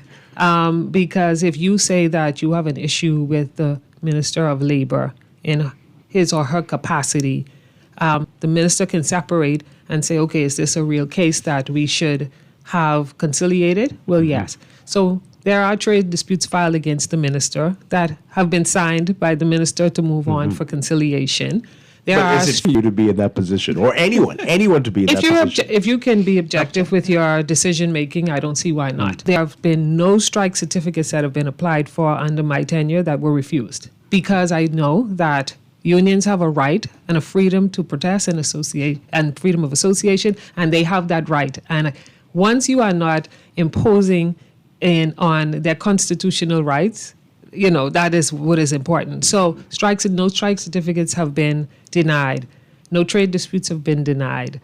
I don't see the conflict. But to go a little further, I'll separate the roles. The Ministry of Public Service decisions come through the Public Service Commission. The minister does not sit on the commission. It's an independent body, and I have no influence on their decisions.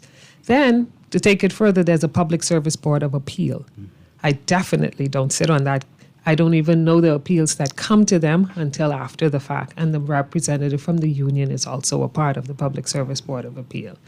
If we look at the labor side, I am not the minister, not a conciliator. So matters don't come to me for conciliation. When there is a stalemate in conciliation, I sign off for the matters to proceed to the industrial tribunal. Have not had any issues there. There's even been requests for extension. Our statute has passed, and they're asking for the minister's consideration to extend.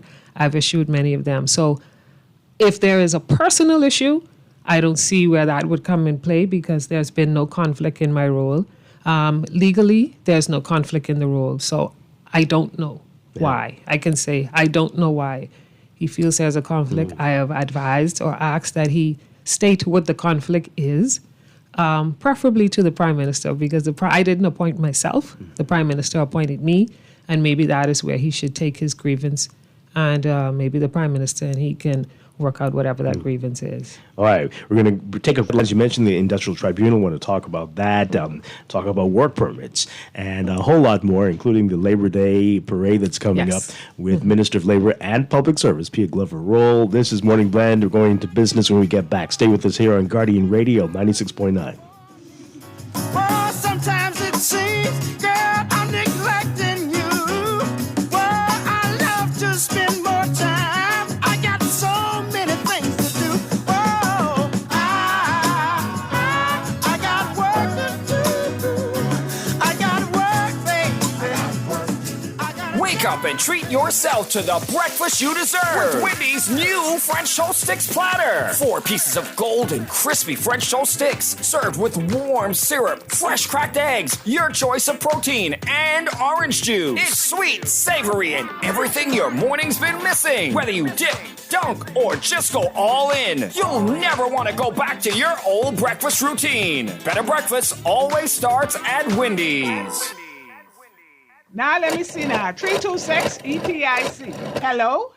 This Epic Eckert battery. This Miss Beulah from round the corner. I hear you're selling tires now on Wolf Road too. Praise the Lord. It's about time. I live Fox Hill and Fire Trail. It's too far. That ain't all. They open Monday to Friday, 7 a.m. to 7 p.m. on Sunday a.m. to 4 p.m. My brother Sam, he's a hacker, and he could go right there and get fixed up. Call us at 326 EPIC. We ship also to the Family Island. Fly away with me through the Bahama Keys. Tired of the hustle and bustle of Nassau? Fly away to the Family Islands with our fly-free offer for Bahamian residents. Stay at any of our hotels for 2 nights and get a round-trip ticket for free. Visit bahamasresidents.com for details. My Bahama land, yes, my country. Come fly away with me.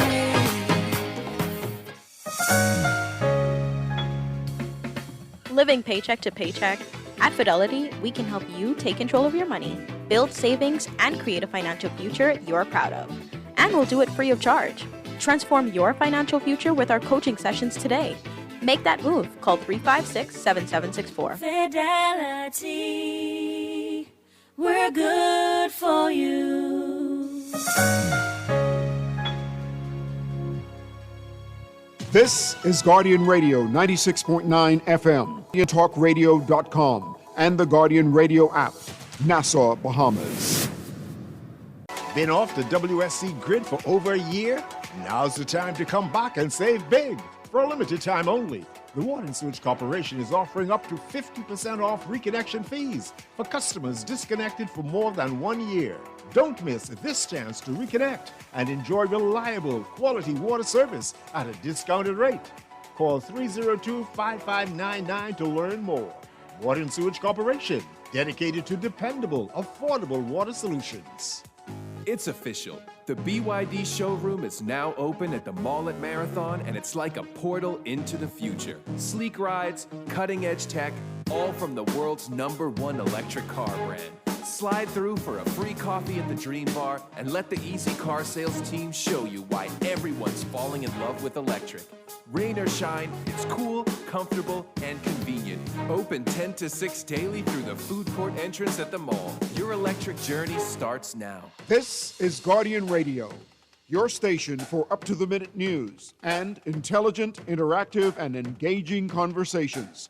96.9 FM. The views and opinions of the hosts and guests necessarily reflect the views of the management and staff of Guardian Radio. Wake up, it's a new day. Wake up, it's a new day.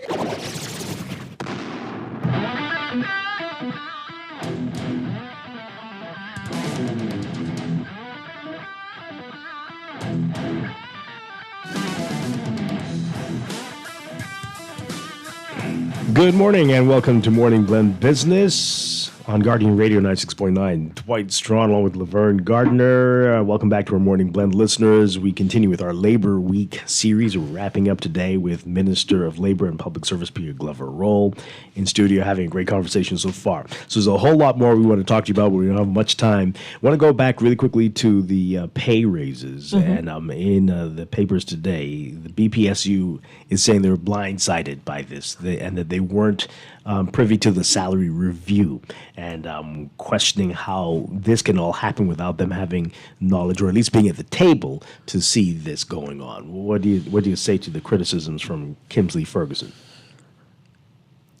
Okay, so the Bahamas Ministry of Finance, and I think I would have noted it in my midterm budget, and possibly the Prime Minister as well, that a salary review would be conducted so that we can look at benchmarking throughout the region, throughout the world, and ensuring that we bring our workers in line, which is good, which is right, which is fair.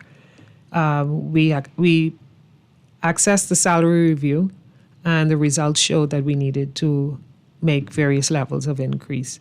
And on Monday, before our Prime Minister announced it yesterday, there was a meeting held where Mr. Ferguson was present.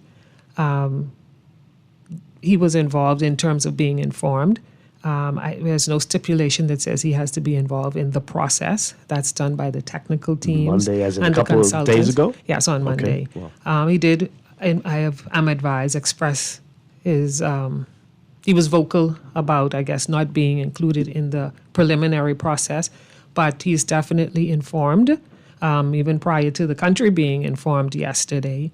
And that is the obligation the government has, to ensure that the unions are corresponded with and they're informed in the process. And of course, on Monday, he would have had his time to say if he had any issues with the process. Mm-hmm. Should they have been involved? Do you see any benefits to having them involved in looking at these cases to make sure somebody isn't not receiving what they should be? How far should it go? Well, an independent contractor, professional organization to perform the salary review. It's not performed by public servants. It's performed by an independent organization, and they would benchmark regionally and internationally and give their recommendations for improvements. And that's what was shared with Mr. Ferguson on Monday. As far as being involved in the process, even the public service technical teams aren't involved in the process. We await the reports from the auditors or the firm, and we use their data to inform our decision, which we did, which is increases across the board. Yeah. So are there performance indicators that are used as well? And this person has been doing exceptionally well, or is it just this isn't across the board? Because we have to bring our pay levels to the standard.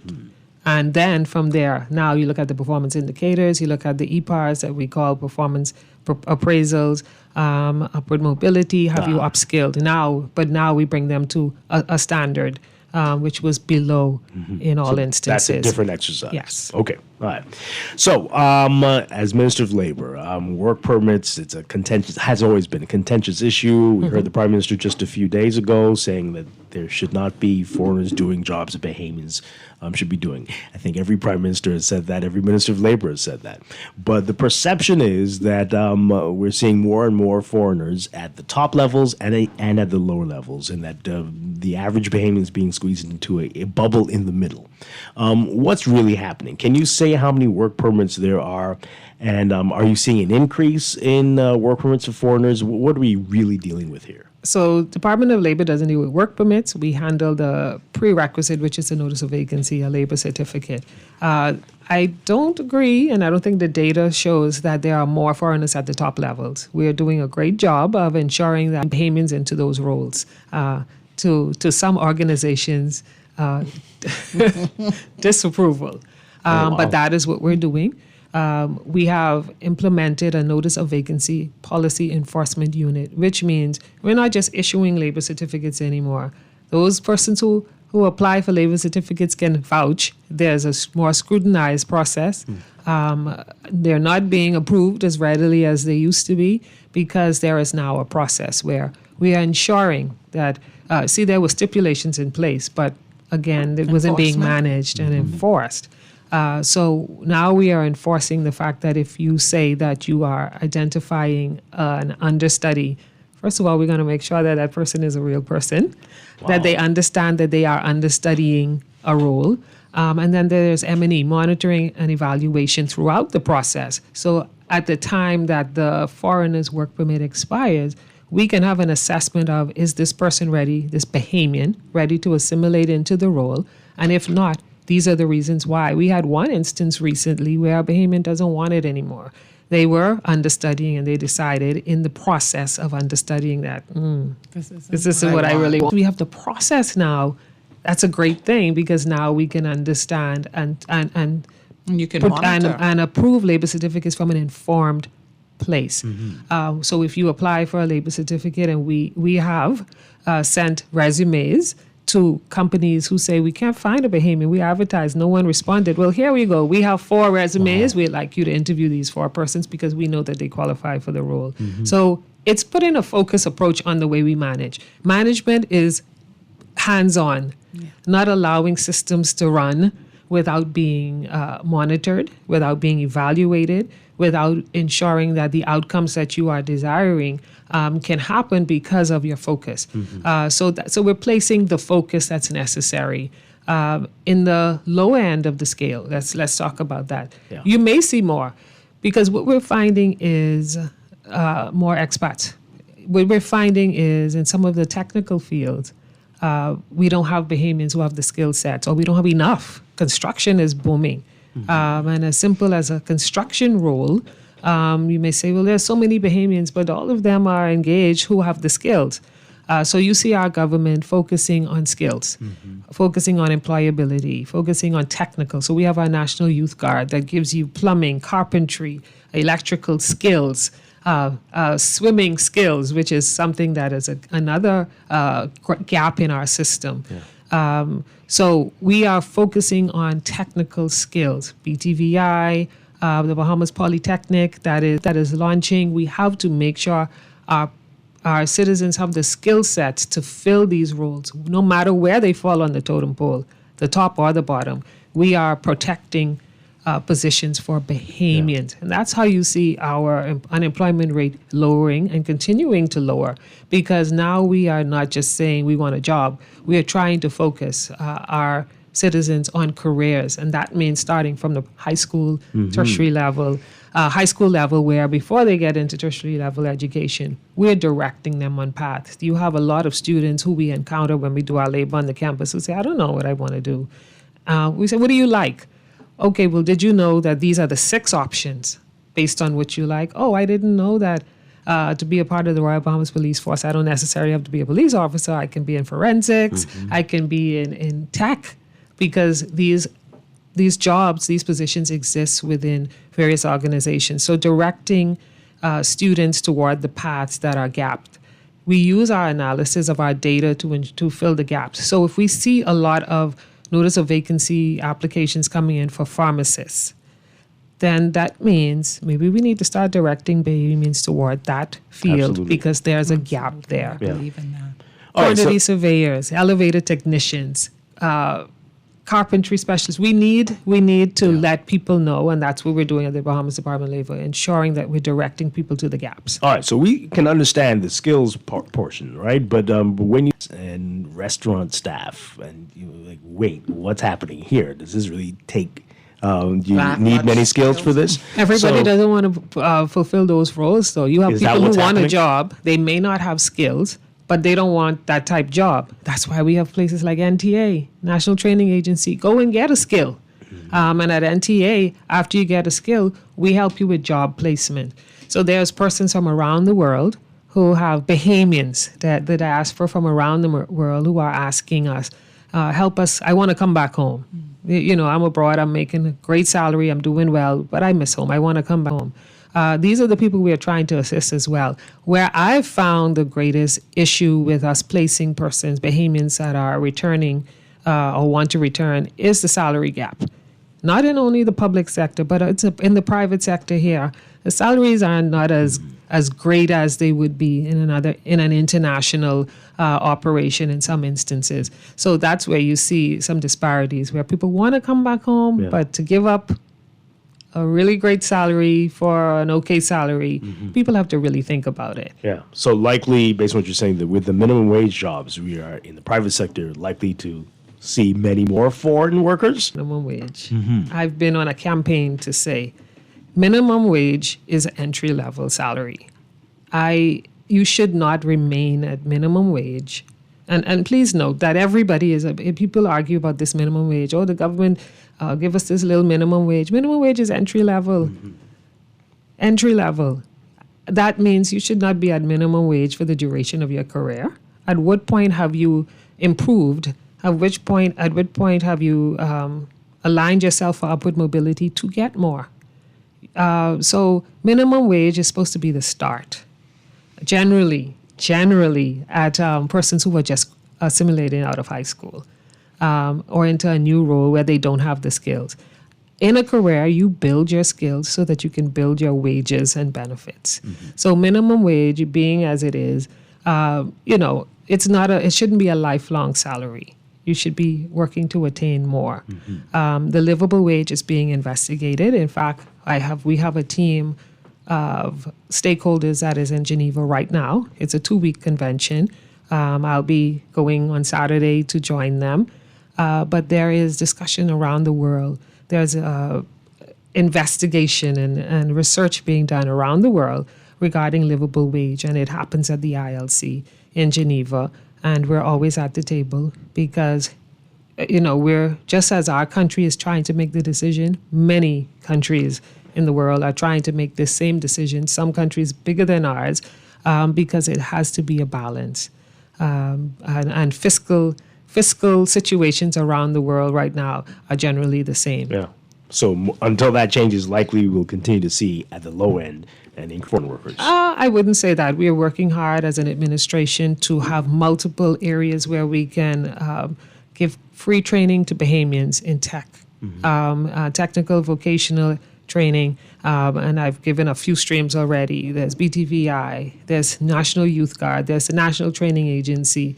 There is going to be the National Apprenticeship Program soon, the Bahamas Polytechnic Institute. So there are already facilitation of opportunities for Bahamians to train. There's CAPAS. How could I forget one of my favorites, the Creative and Performing Arts School, free for Bahamians up to bachelor's degree level in creative and performing arts, and the affiliate services, which is stage production, set design, clothing and costume design, makeup, lighting, animation. So we're providing the opportunities for Bahamians to train for free to access careers. Yeah. All right, so the TUC, the BNA, TUC, everybody brought up the Industrial Tribunal, and this is one of the points in the MOU, the Memorandum of Understanding, giving teeth to the Industrial Tribunal. It seems on the surface that this should be relatively easy to fix, but what is causing the... There is no holdup. Most of the matters in the MOU, I would say about 70% of the matters in the MOU are legislative reform. We are actively engaged in our legislative reform process. In July of last year, we had an amazing symposium where the unions, the employer confederations, the government came together in a room and decided on what the reforms should be. We have since presented a white paper to Cabinet in January of this year, which has been approved and gone on for second level consultation, which was held 2 weeks ago with the same stakeholders that initially brought the reform suggestions. The next step is public consultation. We want to take it to the public, let the public understand what is being considered, and then a decision. The tribunal. Yeah. This is all of everything. the tribunal recommendation was one of the recommendations in the MOU that is also being discussed. Okay. The beauty of stakeholder or tripartite approach is nobody is imposing anything on anyone. The government, the unions, the employers are all at the table, and they will come to the final decision on what we should move forward with in legislation or not. There are representatives from the tribunal that are part of the stakeholder group, and I await the final decision after all of the consultation is completed. Just a really quick for our listeners who might have missed these discussions. What are their concerns about the tribunal, the Industrial Tribunal? Well, they wanted to have more, as you say, teeth, the ability to enforce its own rulings. Right. Yes. Because they're saying right now, some you can people say, just don't abide by They don't abide by the... So that is left to the stakeholders to make a decision on, and if they make a decision and they come to a conclusion together, we will move forward on it. Do you have a personal view on it? What the tribunal should be, how it should look, how it should function? I'm a certified labor advocate, which means prior to political life, I was one that advocated for employees in their disputes, and I have the ability to represent at the tribunal. I do believe it should be enforceable. Yeah. And so, like you say, I agree with the unions. Okay. Yeah. You like that? I'd love to hear you say that. I agree with you. Yeah. All right, we're running out of time, but I have to ask you about the Labor Day March. The TUC says they're not participating as it has been hijacked by your party, and launching the election campaign. So a lot of people have been saying, why would the PLP do this for the Labor Day parade? There's Saturday, there's so many other days. What's your view on that, and how do you feel about the TUC saying they're not taking part? It's unfortunate that the TUC would boycott their own march because it's a march for the workers. It's not a political march. The Progressive Liberal Party has participated in the march since 1962, in and out of administration. The Progressive Liberal Party always positions itself at the rear of the march, not intermingling with any unions. Many unions come down there to the rear of the march to intermingle, but the Progressive Liberal Party stays at the rear as a symbol of support. We are undergirding, we're supporting labor. The march, the Progressive Liberal Party will win the march along the way. So the Progressive Liberal Party starts at Columbus Primary. And the actual Labor Day march starts at University of Wolf Road. If everybody knows, that's on Windsor Park, East Street and Blue Hill Road intersection, and Wolf Road intersection, sorry. And the labor unions go ahead. The Progressive Liberal Party comes at the rear. And in terms of participation, like I said, the Progressive Liberal Party has always participated and will do so this year. At the end of the march, well, before we get to the end, the Progressive Liberal Party also stops at the memorial for the fallen sisters who passed away on the march in 2018 to give our respects. Then the march continues on. The Labor Day march ends at Arawak Key.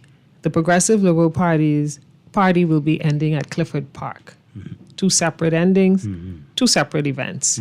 I, as the minister, have always, even before I was the minister, I moved through the entire march. I interact with the unions. At the end, there is a rally where the trade unions this year will be hosting, where I will bring remarks, the unions will bring remarks, the Prime Minister will bring remarks. It will also be the Prime Minister's birthday. So at the end of the Labor Day march, when we've completed the Labor Day festivities official for the march, we will, the Progressive Liberal Party persons or supporters or members will move over to the other side of the street, which is Clifford Park, where we are hosting an event in celebration of our Prime Minister for the Progressive Liberal Party. So you're saying essentially it's a separate event. Essentially, the PLP is doing what it always does, participate in the march, and at the end there will be a separate event at another location. So that's what's happening on Friday. Yeah, wow. So our final few minutes, your message. Oh, by the way, before we get to that, people are asking, so if they want to be registered, if they want to be part of the pool, the database that you have, what should they do? Job seekers, JOBSEEKERS.bahamas.gov.bs. And let me say a little about that, Dwight. I hope we have time. Well, we can have you here till 10 if you want. I have to go to my job. So the job seekers database is not, and we're relaunching in a few weeks, is not only for persons who are seeking jobs. It's a database portal where we want to understand the skill sets of Bahamians. So even if you are employed, register on the site so that when we say there are no, I don't want to do this to Asia, but where there are no Bahamian astronauts, we will be able to say that from a factual place because we will see that the site has no astronauts registered. We want Bahamians to register on the site so that if that a foreigner is possibly applying for, we could probably reach out to you and say, wow, there's an opportunity. We know that you're employed, but would this be something you're interested in? That's what the site's purpose is, not only to pair job seekers with employers, but to understand from a national perspective what the skill sets of Bahamians are, so we know how to focus our training, we know how to focus the resources for training and grants, and we know how to ensure that we're filling the gaps so that we can secure more employment and protect jobs for Bahamians. Wonderful. Again, jobseekers.bahamas.gov.bs. Right. Somebody's asking about the CPSA, the consultant physicians. We're waiting to sign, so you should see that shortly. Okay. Right. So your message to the workers of the Bahamas as we are on the eve of Labor Day, Randall Fox Labor Day. First of all, it's a privilege and a pleasure to serve as the Minister of Workers, public and private sector, because I have always been and remain an advocate for the workers. The Progressive Liberal Party is also the party of labor. Our best, and we ensure that we are doing all that's possible to protect the workers of our country, to provide greater benefits, greater conditions, and to show our tangible support to the workers. And that continues. And that's why we will be present in big numbers tomorrow to support the laborers, the workers of our country. Because we're in the budget season, we talk about the economy and the growth. Nothing happens with our economy without our workers. Our country is literally and absolutely built on the backs of our workers. So as a Minister of Labor, I continue to advocate, support, do all I can. As an administration, we continue to do all we can to ensure that we are protecting the rights, the privileges, the benefits, and improving conditions for our workers. And on that, we're seeing all of those persons who have called and said they will be out in numbers as we have a wonderful time, as we always do on Sarando Fox Labor Day. Yeah. Wonderful stuff. Thank you so much. Hopefully we can have you back soon after the ILO convention and as we get closer to fulfilling all the MOU promises. But thank you for being here this morning. Thank you. Really appreciate it, Pia Glover-Rowe, Minister of Labor and the Public Service. We're going to take a break and be back with our final few minutes of Morning Blend Business here on Guardian Radio 96.9. Thank you.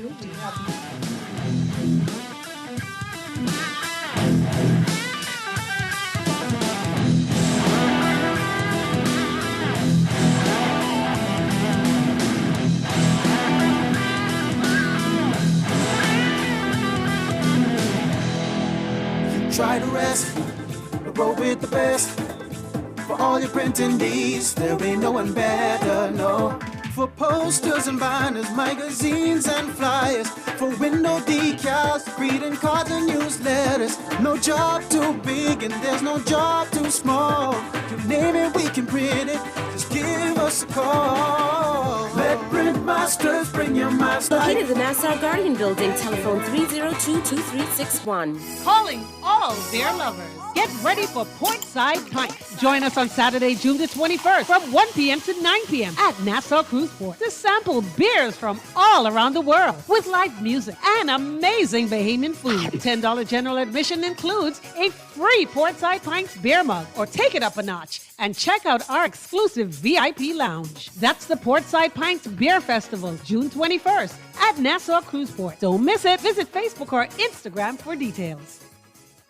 At CFAL, we understand that a secure future is the greatest gift you can give your employees. That's why our tailor-made group pension solutions are designed to fit the needs of both large and small companies. With CFAL, you can provide the retirement you and your employees deserve, ensuring peace of mind and financial stability for years to come. Join the many businesses that have already entrusted CFAL to create the right pension plan for their employees, and let us help you build a brighter future for your team. Visit us at cfal.com to get started on building wealth so you can live well.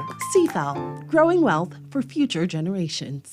With RBC, your idea of loving every journey happens now. Free up cash with affordable auto financing from RBC. With competitive rates and no bank fees, it's the perfect time to make every journey something special. Apply now to pre-qualify in 60 seconds at rbc.com/auto loan to shop with confidence. Conditions apply. RBC, your idea of loving your journey happens here. Father's Day is just around the corner, and there's no better place to find the perfect gift than Kelly's House and Home. Shower your dad with a gift from Kelly's House and Home's Father's Day sale Friday, June 6th through Saturday. Save 20% off selected tool sets, luggage, and fishing, diving, and camping gear, except on net items. Shop Kelly's House and Home on Saturday, June 14th, and you could win a fabulous gift basket for dad.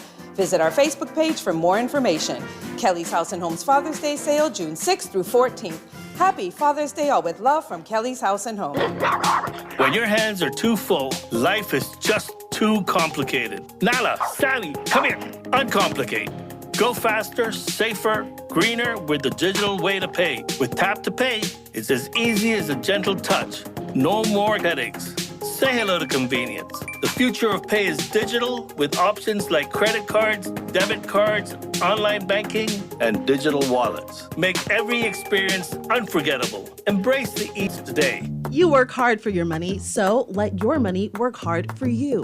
With as little as $1,000 to start, you can watch your money grow by investing in CFAL's Bahamian dollar and US dollar mutual funds, each tailored to match your unique investment profile. Our expert advisors are dedicated to crafting personalized investment strategies to help you achieve your financial goals. Don't miss out on the chance to earn higher returns on your hard-earned money. Join the thousands of investors who trust CFAL and start your journey toward financial freedom today. Visit us at cfal.com to learn more about our saving and investment options. And let us help you build wealth so you can live well. CFAL, growing wealth for future generations.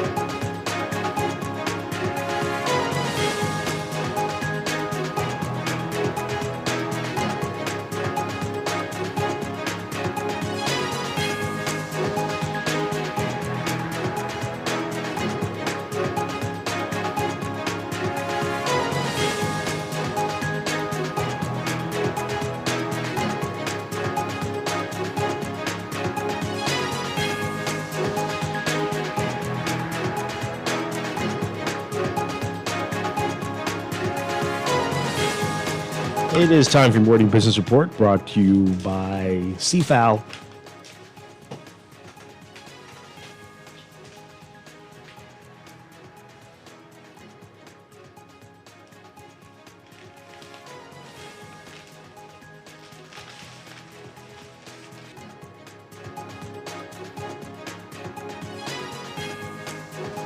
The economy grew at a slower pace in April this year compared to April 2024. That's according to the Central Bank of the Bahamas.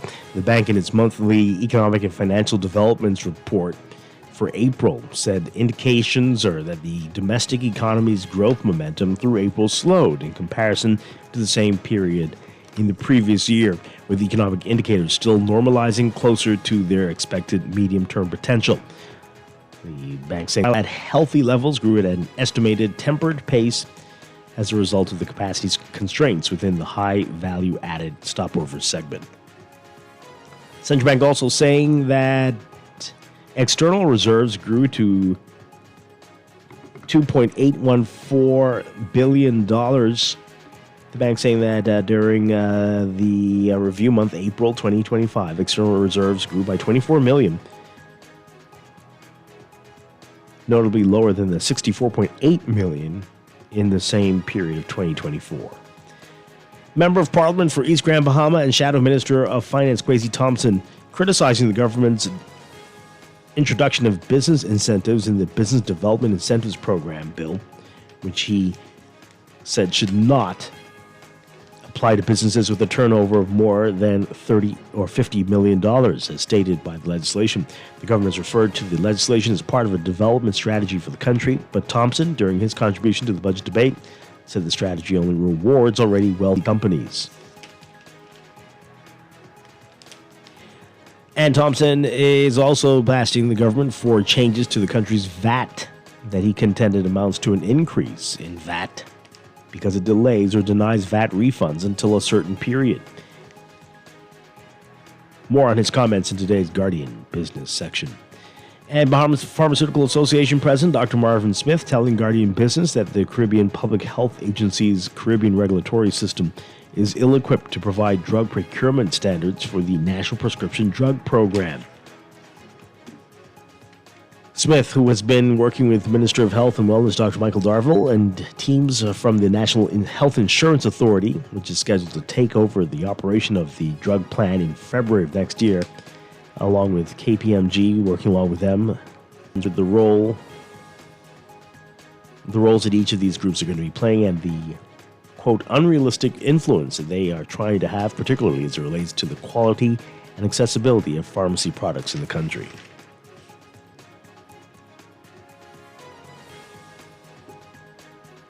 Overseas, U.S. President Donald Trump and Chinese leader Xi Jinping speaking today at a time when stalled taxes have roiled global trade. The conversation was confirmed by the Chinese Foreign Ministry, which said that Trump initiated the call. The White House did not immediately comment. Trump had declared one day earlier that it was difficult to reach a deal with Xi, saying, quote, "I like President Xi of China, always have and always will, but he is very tough and extremely hard to make a deal with." That was a post on Trump's social media site. Trade negotiations between the United States and China stalled shortly after a May 12th agreement between the two countries to reduce their tariff rates while talks played out. Behind the gridlock has been the continued competition for an economic edge.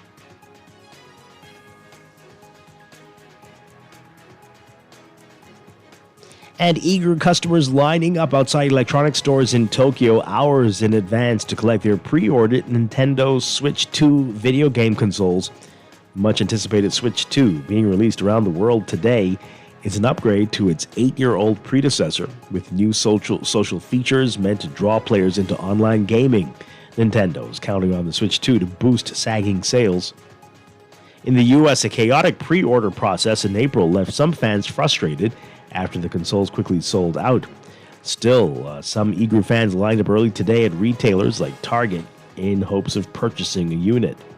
In Japan, the new consoles were sold through a competitive lottery system that Nintendo said got about 2.4 million outside the official draw. Some retailers offered their own lotteries to pre-order the devices. That's your morning business report brought to you by CFAL, growing wealth for future generations.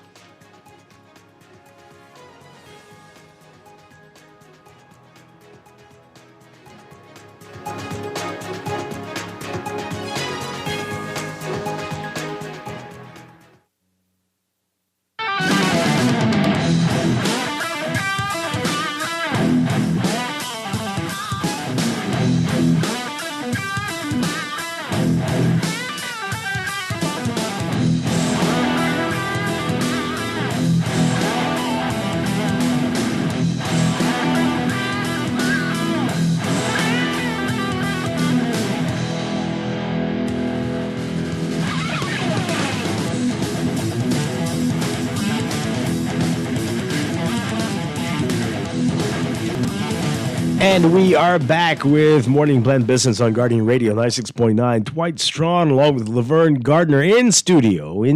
Don't get to say that very often. No, you don't. Well, it is so good to see you. Can you be here next Thursday? Absolutely. You keep saying that. Are you getting like... Sure. Getting like... Next week, Thursday. I'm here for it. I may not be able to stay the entire time. Oh, are you joking now? I can't. I am 100% kidding. I'm not going to be here. I actually leave on Wednesday. Okay. All right. Well, it's good to see you. Good to see you. Okay. So now, if you want to switch. We'll talk to some other people. Okay, I see what you're saying. All right, so Minister Pia Gloverol left a number that everyone can message her on. She says text or WhatsApp only. Don't call it. But so you ready? Ready for this, folks? Yes, text or WhatsApp only. 476-8350. 476-8350. When was the last time I got Maria? You can WhatsApp or text her on that. 476. I don't think the complaint is ever that they don't have the cabinet minister's number. I think the complaint is always, or even just a member of parliament number, the complaint is always they're not answering the phone. Oh dear. Well, she won't answer if you do that. So she says text or WhatsApp only. One more time. Don't call this station for hours today. We're going to do it one more time. 476-8350. You got that? 476-8350. Text or WhatsApp only. Okay. So this was interesting yesterday. A PLP backbencher who is saying that the backbenchers don't get fair play. So this was in the Tribune yesterday. Yes, but he's also backtracked with that and said that it's been taken out of context. Sure. So we'll read a little bit of what he said, and then we'll get all the reaction that there's been to this. So this is a story yesterday. A sitting PLP MP is openly accusing his party of sidelining backbenchers, warning that cabinet ministers are using public resources for political gain while neglecting equitable representation across constituencies. Southern Shore's MP Leroy Major, in a rare act of dissent, said he's unsure whether the PLP will renominate him, and said there is growing internal frustration among MPs not seated at the cabinet table.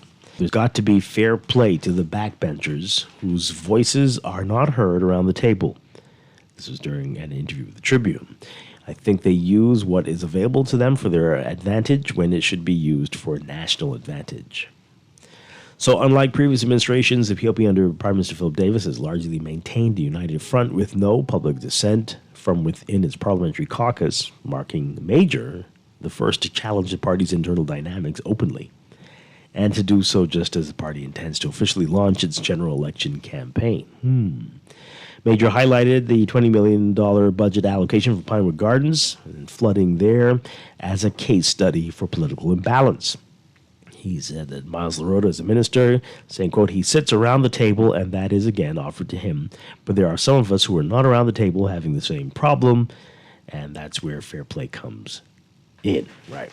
So as Laverne said, he's issued statements since then, and we will get to what he's saying and what the PLP is saying. But reporters yesterday asked other MPs who I guess are backbenchers. It's hard to tell. But ask them what they think about this. Take a listen to this report from our Shania Roberts.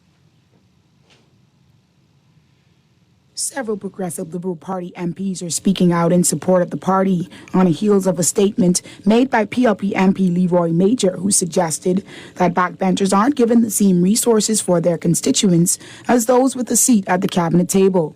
In response to these claims, the PLP released a statement stating that his opinions were not reflective of the facts. Member of Parliament for Pinewood Miles LaRota said he does not agree with these claims as he has seen significant improvements in all constituencies across the Bahamas. I spoke at the Nassau Village branch meeting last night, and he put forward the position in his constituency. He got a community center along with road pavings and other infrastructural upgrades. The government announced a $20 million signing for road and water improvement in Long Island. Does the MP for Long Island sit at the table?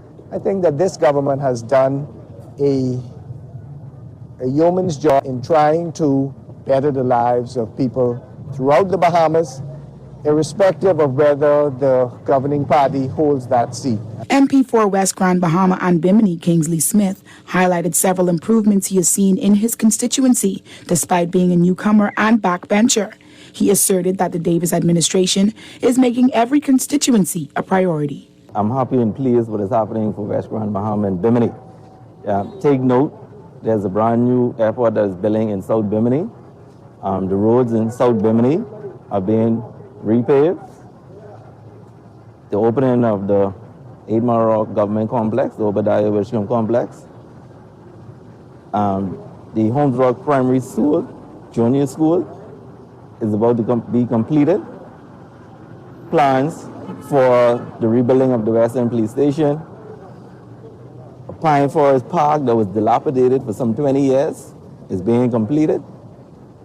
We also have on the drawing board, obviously, some roof repairs. That is what has been plaguing us for some time now. He added that the government is tasked with meeting the needs of every constituency in the Bahamas, noting that Bahamians should take this into consideration. 14 major islands, and all are seeking the same resources. And so it is a challenge at times. How do you spend that resource throughout? And so there'll be times where not everybody will be pleased and happy. It is a fight, it is a challenge. And this isn't something that is new. This is how it was for many, many, many years. And so, you would like as a member of parliament to see what you can do as best as you can for your constituents. But I also, even coming as a newcomer, I try to tell the constituents the difficulty, and you have to be patient.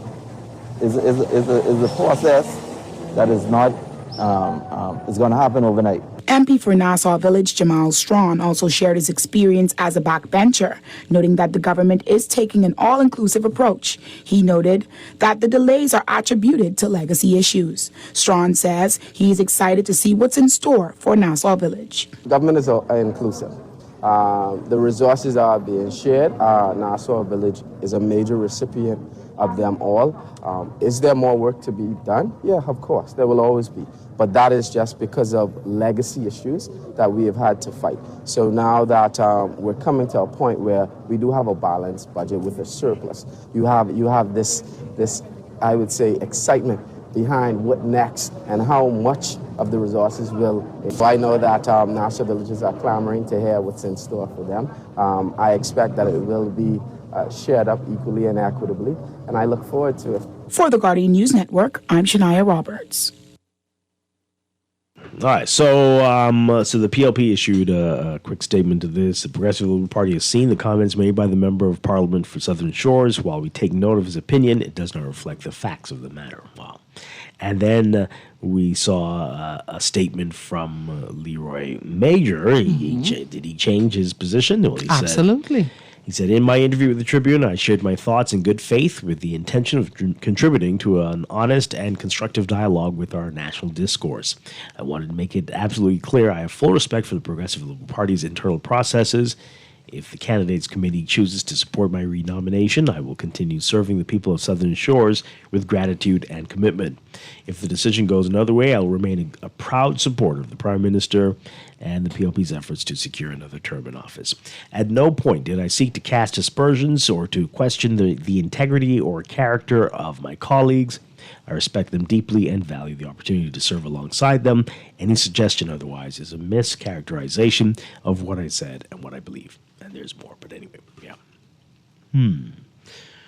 Well, we don't have much time, but I know we talk about this often with how this works in other systems. Usually and this is what we need to be looking at, a limited cabinet in the House. If we must continue with this system, which I have issues with. A limited cabinet, no more than 10 people, and the rest of them would be essentially backbenchers, but they would be there to serve as representatives for the people and hold even their own party accountable. Right? The 4-3 only is problematic. It's not going to happen, though. Let's see if we can take one call really quickly. Really quickly. Caller, good morning. You're on the air. Yes, sir. I'll go really quickly. Really quickly. The MP. At first, yes, I respected him for his boldness and his courage and stuff like that, but when he reneged, I don't respect him for that. And he doesn't deserve a renomination. Oh, wow. The party did not trust him. And what he did was the right thing. And I believe his initial statement, just like Warren Miller. When Warren Miller spoke out, we did upping him. But now he got a minister. Does anybody know where to find Warren Miller now? Thanks for taking my time. Oh, boy. Wow. Okay. All right.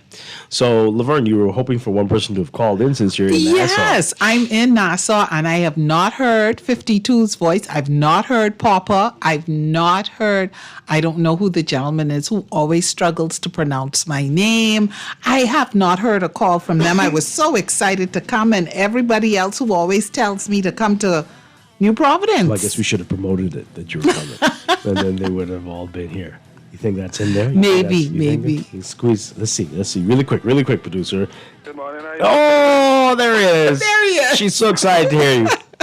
Hey, how you all doing? How you doing? Thank God for life, Mama Rachel. Nice for you to be in Nassau. Yes. And you sound, when you sound just as radio sweet in person on the than being on the Zoom or whatever that y'all is doing. But I hope you enjoy yourself, whatever you're doing over here. And hopefully you'll come back soon and I will come back on the radio live. Thanks, Barbara. Thank you. Appreciate it. Everybody have a wonderful holiday weekend. We're back on Tuesday. Laverne, great to see you. Enjoy your time here. And again, enjoy the holidays. And we'll see you next week. Stay tuned for On the Clock with Aaron Green next.